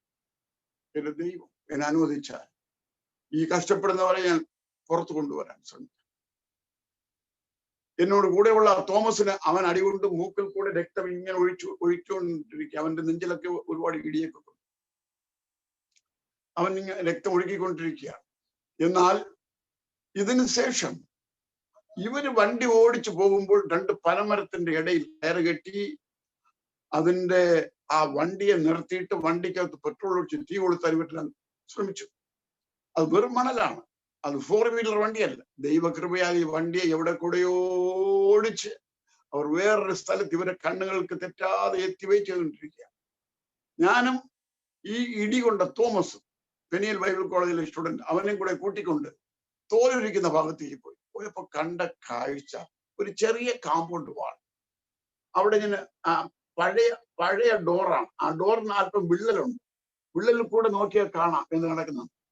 എന്റെ സഹോദരന്മാരെല്ലാം മർമ്മഭാഗങ്ങളിൽ കുത്തുകൊടുത്ത് മയക്കിട്ടിരിക്കുക. ഇടയ്ക്കിടയ്ക്ക് വെള്ളം കൊടുത്ത് എണീക്കുമ്പോൾ വീണ്ടും കുത്തും, വീണ്ടും മയങ്ങിക്കിടും. മറ്റു ഭാഗത്ത് ഞാൻ നോക്കി പോകേണ്ട കാഴ്ച, ഒരു പയ്യൻ, അവന് 14 വയസ്സ്, അവന് പേര് സ്റ്റീഫൻ.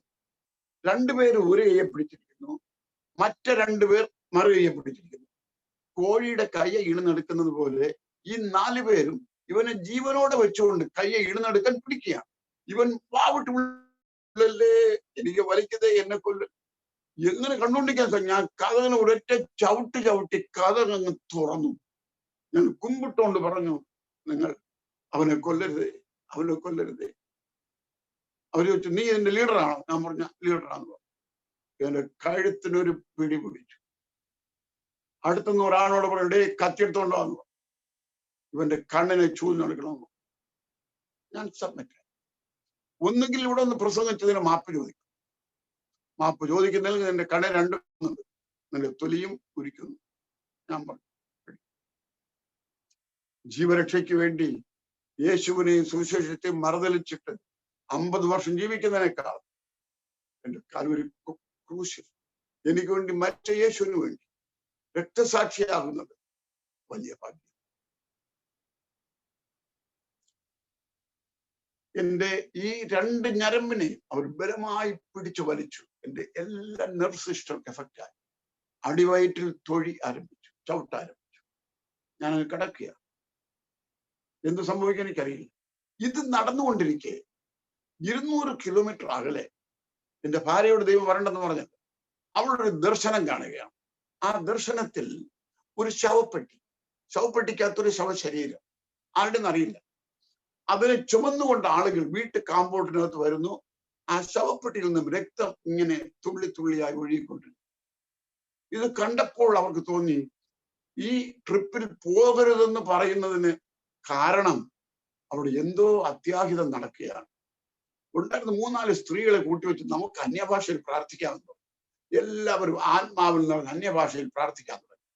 അന്യഭാഷയിൽ പ്രാർത്ഥിച്ചുകൊണ്ടിരിക്കെ ഈ ഞങ്ങളെ കൊല്ലാൻ തീരുമാനിച്ച ആളുകളെല്ലാം ഒന്നൊന്നായി എണീറ്റ് സ്ഥലം വിട്ടു. എങ്ങനെ അവർ ഓടി, എവിടേക്ക് ഓടി? ദൈവം ഒരുപക്ഷെ ഒരു ഭയത്തെയോ ഭീതിയെയോ അവിടെ കാണിച്ചു കാണും. ശദ്രക് മേശക്ക് അബേദ്നെഗോവിനെ വിടുവിച്ചവനായ ദൈവം, ദാനിയേലിനെ വിടുവിച്ചവനായ ദൈവം അത്ഭുതകരമായി എന്നെ വിടുവിച്ചു. ഞാൻ എന്റെ സഹോദരന്മാരെ റിലീസ് ചെയ്ത് പുറത്തു കൊണ്ടുവന്നപ്പോൾ എനിക്ക് 3 ചോയ്സ് ഉണ്ടായിരുന്നു. ഒന്നാമത്തെ ചോയ്സ് ആശുപത്രിയിൽ കിടന്നു. ഇത് ആദ്യത്തെ പ്രാവശ്യമാണ്, രണ്ടാമത്തെ പ്രാവശ്യമാണ്, മൂന്നാമത്തെ പ്രാവശ്യമാണ്. ഈ നടക്കുന്നത് 13ാമത്തെ പ്രാവശ്യമാണ്. ഒന്നുകിൽ എന്റെ ട്രീറ്റ്മെന്റിന് വേണ്ടി ശരീരത്തെ എല്ലാം ഇടിച്ച് ചതച്ചു, മസാജിന് വേണ്ടി ഞാൻ ട്രീറ്റ്മെന്റിന് വേണ്ടി ഹോസ്പിറ്റലിൽ പോകും. ഒന്നാമത്തെ ചോയ്സ്. രണ്ടാമത്തെ ചോയ്സ് നേരെ വീട്ടിൽ പോയി നല്ല റെസ്റ്റ് എടുക്കണം. മൂന്നാമത്തെ ചോയ്സ് ഈ ഉടഞ്ഞ ശരീരവുമായി അടുത്ത ഗ്രാമത്തിൽ പോയി യേശുവിനെ പ്രസംഗിക്കും.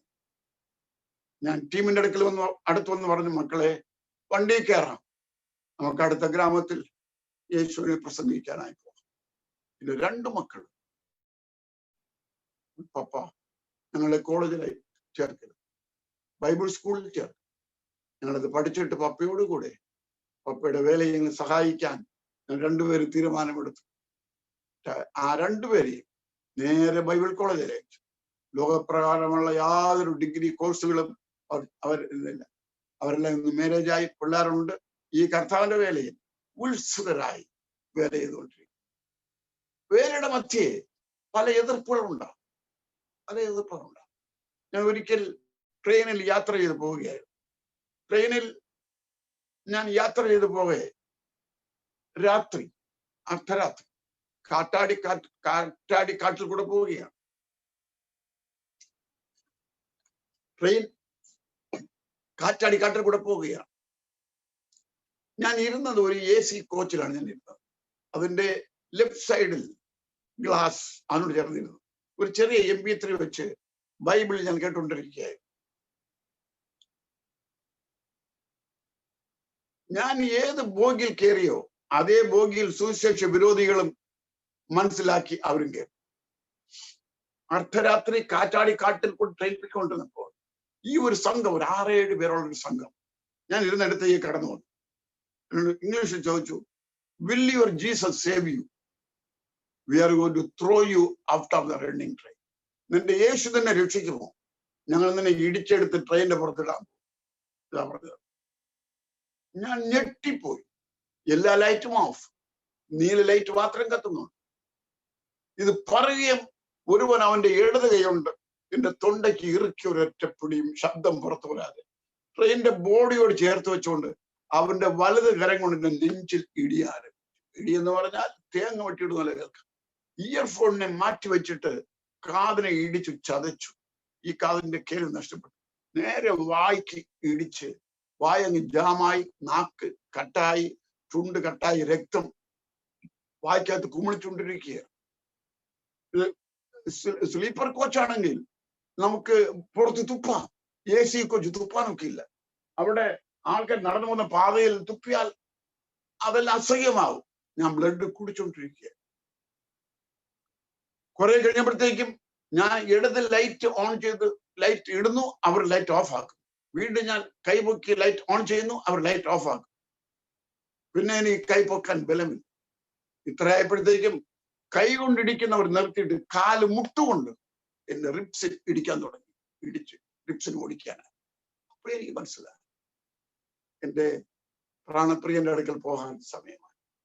ഞാൻ ആ തൊണ്ടയിൽ പിടിച്ചിരിക്കെ ഞാൻ പ്രാർത്ഥിക്കാൻ ആരംഭിച്ചു. ഒരല്പം ശബ്ദം പുറത്തു വരും, ദൈവമേ ക്ഷമിക്കണമേ, ദൈവമേ ഇവരോട് ക്ഷമിക്കണമേ. ഒരല്പം ശബ്ദം ഇങ്ങനെ പ്രാർത്ഥിച്ചുകൊണ്ടിരിക്കെ പെട്ടെന്ന് ആ കമ്പാർട്ട്മെന്റിന്റെ അകത്ത് ഒരു വലിയ ഭീമനായ ഒരു മനുഷ്യൻ പ്രത്യക്ഷപ്പെട്ടു. മറുഭാഗത്ത് ലൈറ്റ് ഇട്ടു. യുവമാരി എല്ലാം പിടിച്ച് അങ്ങോട്ട് ചുണ്ട് മാറ്റി തള്ളി വിട്ടിട്ട് ആ മനുഷ്യൻ അപ്രത്യക്ഷം. നിന്റെ തലയിലെ ഓരോ രോമവും എണ്ണിയിരിക്കും. ചിലർക്ക് ഈ പ്രസംഗം കേൾക്കുന്ന വേറൊരു എന്റർടൈൻമെന്റ് ആണ്. ഇത് എന്റർടൈൻമെന്റിന് വേണ്ടി ഉള്ളതല്ലേ, ജീവിതം മാറാൻ വേണ്ടിയുള്ളതാണ്. അപ്പോസ്തലൻ പൗലോസ് വേല ചെയ്യുമ്പോഴാണ്, ഉണർവിന്റെ നടുവിലാണ് കൊരിന്ത്യർക്ക് ലേഖനം എഴുതുന്നത്. കൊരിന്ത്യരുടെ ഫിലോസഫി എന്ത്? തിന്നുക, കുടിക്കുക, ആനന്ദിക്കുക, ഉല്ലാസമായി ജീവിക്കുക. ഇതാണ് അവിടെ ഫിലോസഫി. കൊരിന്ത്യന്റെ അടുത്തൊരു പട്ടണമുണ്ട്, കെങ്കരായ പട്ടണം. അവിടെ ഒരു കപ്പൽ നിർമ്മാണ കേന്ദ്രമുണ്ടായി. എല്ലാവർക്കും ജോലിയുണ്ട്, എല്ലാവർക്കും പണമുണ്ട്. മരണാനന്തരം ഒരു ജീവിതം ഉണ്ടെന്ന് വിശ്വാസമില്ല. ന്യായവിധി ഉണ്ടെന്ന് വിശ്വാസമില്ല. ഉയർത്തെഴുന്നേൽപ്പുണ്ടെന്ന് വിശ്വാസമുണ്ട്. ഇതൊന്നും അവർക്ക് വിശ്വാസമുണ്ട്. അങ്ങനെ ചോദിച്ചാൽ അവർക്കാണ് എഫെസോസിൽ ഉണർവ് നടക്കുമ്പോൾ പൗലോസ് ലേഖനമിടുന്നത്. നിങ്ങൾ വിചാരിക്കുന്ന പോലെ അല്ല. ഒരു ന്യായവിധി ഉണ്ട്, ഒരു ഉയർത്തെഴുന്നേൽപ്പുണ്ട്. ഇതെല്ലാം പറഞ്ഞ് അവരെ ഉത്സാഹിപ്പിച്ചിട്ട് പറയുന്നു, നിങ്ങൾ കർത്താവിന്റെ വേലയിൽ വർദ്ധിച്ചു വരണം. ഓരോ വർഷം കഴിയുന്തോറും ആദ്യം നമ്മുടെ കാര്യം നോക്കിയിട്ട് പിന്നെ ദൈവകാര്യം നോക്കാനല്ല ദൈവം പറഞ്ഞത്. ആദ്യം മുമ്പ് അവന്റെ രാജ്യവും നീതിയും അന്വേഷിക്കും, പിന്നീട് നിങ്ങൾക്കെല്ലാം കിട്ടും. നമ്മൾ ബ്രഷ് എടുക്കുന്നു, പേസ്റ്റ് വെച്ചു, ആദ്യം വായെല്ലാം കഴിയതിന് ശേഷമാണോ പിന്നെ പല്ല് തേക്കുന്നത്, അതോ പല്ല് തേച്ചതിന് ശേഷമാണോ വാ എഴുതുന്നത്? നിങ്ങളാരും മിണ്ടുന്നില്ലല്ലോ, നിങ്ങളാരും പല്ല് തേക്കത്തില്ലേ? ആദ്യം പേസ്റ്റ് വയ്ക്കും, പിന്നെ പല്ല് തേക്കും. ഇതാണ് ഒന്നാമത് പേസ്റ്റ് വയ്ക്കും, രണ്ടാമത് പല്ല് തേക്കും. മുമ്പ് ദൈവത്തെ അവന്റെ രാജ്യത്തെ തേടണം. നമുക്ക് അതിനുശേഷം നമുക്ക് വേണ്ടിയുള്ളതെല്ലാം ദൈവം തരും. ആമേൻ. പൗലോസ് അവരെ ഓർപ്പിക്കുന്ന വിഷയം, എഫെസോസ് പട്ടണം പിടിക്കപ്പെട്ടതിന്റെ കാരണം കൃപാവരങ്ങൾ ജ്വലിക്കപ്പെട്ടു. അതാണ് കാരണം. ഭൂതങ്ങൾ നിലവിളിക്കാൻ തുടങ്ങി, ഞങ്ങൾക്ക് യേശുവിനെ അറിയാം, നിങ്ങൾക്ക് പൗലോസിനെ അറിയാം. പൗലോസിന്റെ ഉത്തരീയവും റുമാലും കൊണ്ട് ഇടുമ്പോൾ വ്യാധികൾ മാറാൻ തുടങ്ങി, ഭൂതങ്ങൾ വിട്ടുപോകാൻ തുടങ്ങി. മന്ത്രവാദികൾ ഗ്രന്ഥങ്ങളെ കൊണ്ടുവന്ന് പട്ടണത്തിന്റെ നടുക്ക് കൂമ്പാരം കൂട്ടി തീ കൊള്ളിച്ചു. അത് വേല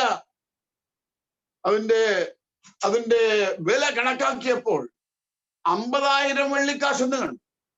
ഇന്ത്യൻ വേലി അനുസരിച്ച് 3.5 കോടി രൂപ എന്ന് കണ്ടു. അവിടെ പൊങ്ങി നിന്ന ഒരു നാമം ഉണ്ടായിരുന്നു. ആ നാമത്തെക്കാളും യേശുവിന്റെ നാമം അവിടെ മഹിമപ്പെട്ടു. ഇത് കാരണം കൃപാവരം ജ്വലിക്കപ്പെട്ടു എന്നുള്ളതാണ്. ഇത് നിങ്ങൾ അറിയാതിരിക്കരുത്. ഇതാണ് ലേഖനം എഴുതുന്നത്. എന്നിട്ട് പറയുന്നു, എല്ലാവരുടെ പുനരുത്ഥാനവും ഒന്നുപോലെയല്ല, എല്ലാവരുടെ മാംസവും ഒന്നുപോലെയല്ല. മനുഷ്യന്റെ മാംസം വേറെ, കന്നുകാലിയുടെ മാംസം വേറെ, പക്ഷികളുടെ മാംസം വേറെ, ഇഴജന്തുക്കളുടെ മാംസം വേറെ. അതിന്റെ രുചിക്ക് വ്യത്യാസമുണ്ട്. അതുപോലെ എല്ലാ പ്രകാശവും ഒന്നുപോലെയല്ല. സൂര്യന്റെ പ്രകാശം വേറെ, ചന്ദ്രന്റെ പ്രകാശം വേറെ, നക്ഷത്രത്തിന്റെ പ്രകാശം വേറെ. നക്ഷത്രത്തിന്റെ പ്രകാശം കൊണ്ട് വ്യത്യാസമുണ്ട്. ഇത് പറഞ്ഞിട്ട് അടുത്ത് പറയുന്നത്, അങ്ങനെ ആകുന്നു മരിച്ചവരുടെ പുനരുത്ഥാനം. എല്ലാം ഒന്നുപോലെ അല്ല. പുനരുത്ഥാനത്തിൽ വ്യത്യാസം. ക്രൂശിൽ കിടന്ന് കരഞ്ഞ കള്ളനെ യേശു രക്ഷിച്ചു. അവന് കൊടുക്കുന്ന അതേ സ്ഥാനത്താണ് പൗലോസിന് സ്ഥാനം കൊടുത്താൽ ദൈവം നീതിപതിയാണ്. നമ്മുടെ സകല വർക്കുകളും ദൈവം കാണും, സകല തീരുമാനങ്ങളും ദൈവം അറിയുന്നു. ഇന്ന് നമ്മൾ ബുദ്ധിജീവികളല്ലേ. ഇത് പൗലോസ് എഴുതുന്നത്, ഇത് കേട്ടെങ്കിലും കർത്താവിന്റെ വേലയിൽ വർദ്ധിച്ചു വരാൻ വേണ്ടിയാണ് എഴുതുന്നത്. നമ്മൾ എന്ത് ചെയ്തു? പ്രേതത്തെ ശവപ്പെട്ടിക്കകത്ത് വെച്ചിട്ട് എടുത്ത് അടക്കാൻ കൊണ്ടുപോകുമ്പോ കുഴി വയ്ക്കുന്നതിന് മുമ്പ് വായിക്കാനുള്ള ഭാഗമായി ഇതിനെ അങ്ങ് മാറ്റി. വായിക്കണം. ഇത് അതിനുവേണ്ടി എഴുതിയ ലേഖനമല്ല. ഇത് നിന്റെ കണ്ണടയുന്നതിന് മുമ്പ്, കാത് കേൾവി നഷ്ടപ്പെടുന്നതിന് മുമ്പ്, മണ്ണിനകത്ത് പോകുന്നതിന് മുമ്പ് കേട്ട് തിരുന്താൻ വേണ്ടി യേശു അപ്പോസ്തലൻ പൗലോസ് കൊരിന്ത്യർക്ക് എഴുതിയ ലേഖനമാണ് ഈ ലേഖനം.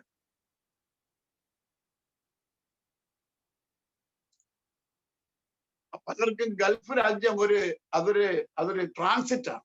അവിടെ ഗോളെല്ലാം ഒന്നുകിൽ കാനഡ, അല്ലെങ്കിൽ ലണ്ടൻ, അല്ലെങ്കിൽ അമേരിക്ക, അല്ലെങ്കിൽ ഓസ്ട്രേലിയ. ദൈവത്തിന്റെ ഹിതം അതാണെങ്കിൽ അവിടെ തന്നെ നീ ആയിരിക്കണം. അതല്ലാതെ നിന്റെ സ്വന്തം ചിലപ്പോൾ യോനെ പോലെ കറങ്ങേണ്ടി വരും. ദൈവവിളി കേട്ട ആരെങ്കിലും, ബൈബിൾ കോളേജിൽ പഠിച്ച ആരെങ്കിലും ഈ ഗൾഫ് രാജ്യങ്ങളിലോ കാനഡ എവിടെയെങ്കിലും കാശിന് വേണ്ടി കറങ്ങുന്നെങ്കിൽ മടങ്ങി വരണം. ദൈവത്തിന്റെ സ്ഥാനത്തേക്ക് നീ യഥാസ്ഥാനപ്പെടണം. ഞാനൊരു പാട്ട് പാടാം. ആ സമയത്ത് എന്റെ ഭാര്യയെ കടന്നു വന്ന് നിങ്ങൾക്ക് വേണ്ടി എല്ലാ അനുഭവങ്ങൾ പറയും, പ്രാർത്ഥിക്കുകയും ചെയ്യും എന്ന് ഞാൻ വിശ്വസിക്കുക. അവസരമില്ലെങ്കിൽ അവസരത്തെ ഉണ്ടാക്കി യേശുവിനെ കുറിച്ച് പറയാൻ നമ്മൾ പഠിക്കണം. ആമേൻ. യേശുവിൻ നിന്നയെ ചുമക്കാം, പാളയത്തിൻ പുറമെ പോകാം. യേശുവിൻ നിന്നയെ ചുമക്കാം, പാളയത്തിൻ പുറമെ പോകാം. വടികളാൽ അനവധി അടികൾ കൊണ്ടാലും, വാളാൽ തുണ്ടമായി വെട്ടപ്പെട്ടാലും, നാടെല്ലാം നരരാൽ ഞെരുക്കപ്പെട്ടാലും, സഹിച്ചവൻ അരികിൽ ചെല്ലാം, എല്ലാം സഹിച്ചവൻ അരികിൽ ചെല്ലാം. യേശുവിൻ നിന്നയെ ചുമക്കാം, പാളയത്തിൻ പുറമെ പോകാം. അഗ്നിക്കു നമ്മെ ഇരയാക്കിയാലും, നഗ്നരായി നാം നടക്കേണ്ടി വന്നാലും, അറുക്കപ്പെട്ട ആട്ടിൻ കൂട്ടിയെ നനച്ച് സഹിച്ചവൻ അരികിൽ ചെല്ലാം, എല്ലാം സഹിച്ചവൻ അരികിൽ ചെല്ലാം. യേശുവിൻ നിന്നയെ ചുമക്കാം, പാളയത്തിൻ പുറമെ പോകാം. സൻബല്ലത്തോബിയാവിൻ കൂട്ടുകെട്ടുകളും, ചഞ്ചലമുണ്ടാക്കും കലഹവാക്കുകളും, സന്തോഷത്തോടെ ക്രിസ്തുവിനായി സഹിച്ചവൻ അരികിൽ ചെല്ലാം, എല്ലാം സഹിച്ചവൻ അരികിൽ ചെല്ലാം. യേശുവിൻ നിന്നയെ ചുമക്കാം, പാളയത്തിൻ പുറമെ പോകാം. സ്തേഫാൻ മേൽ വീണ കല്ലുകൾ ഓർത്ത്, ശിഷ്യന്മാർ സഹിച്ച തടവുകളോർത്ത്, കഷ്ടങ്ങൾ വന്നാലും പാശമായെല്ലാം സഹിച്ചവൻ അരികിൽ ചെല്ലാം, എല്ലാം സഹിച്ചവൻ അരികിൽ ചെല്ലാം. യേശുവിൻ നിന്നയെ ചുമക്കാം, പാളയത്തിൻ പുറമെ പോകാം. കർത്താവായ യേശുവിന്റെ പിന്നാലെ ഈ ക്രൂശ് ചുമന്നുകൊണ്ട് പാളയത്തിന്റെ പുറത്ത് യേശുവിന്റെ അടുക്കൽ കടന്നു പോകുവാൻ നമുക്ക് ആഗ്രഹിക്കാം. നമുക്കിവിടെ നിലനിൽക്കുന്ന നഗരമില്ലല്ലോ.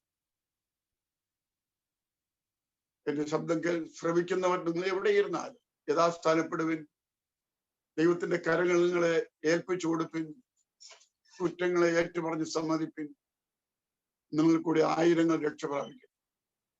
യോഹന്നാൻ 3:17 പറഞ്ഞിരിക്കുന്നു, ദൈവം തന്റെ പുത്രനെ ലോകത്തിൽ അയച്ചത് ലോകത്തെ വിധിപ്പാനല്ല, ലോകം അവനാണ് രക്ഷ പ്രാപിപ്പാനല്ല.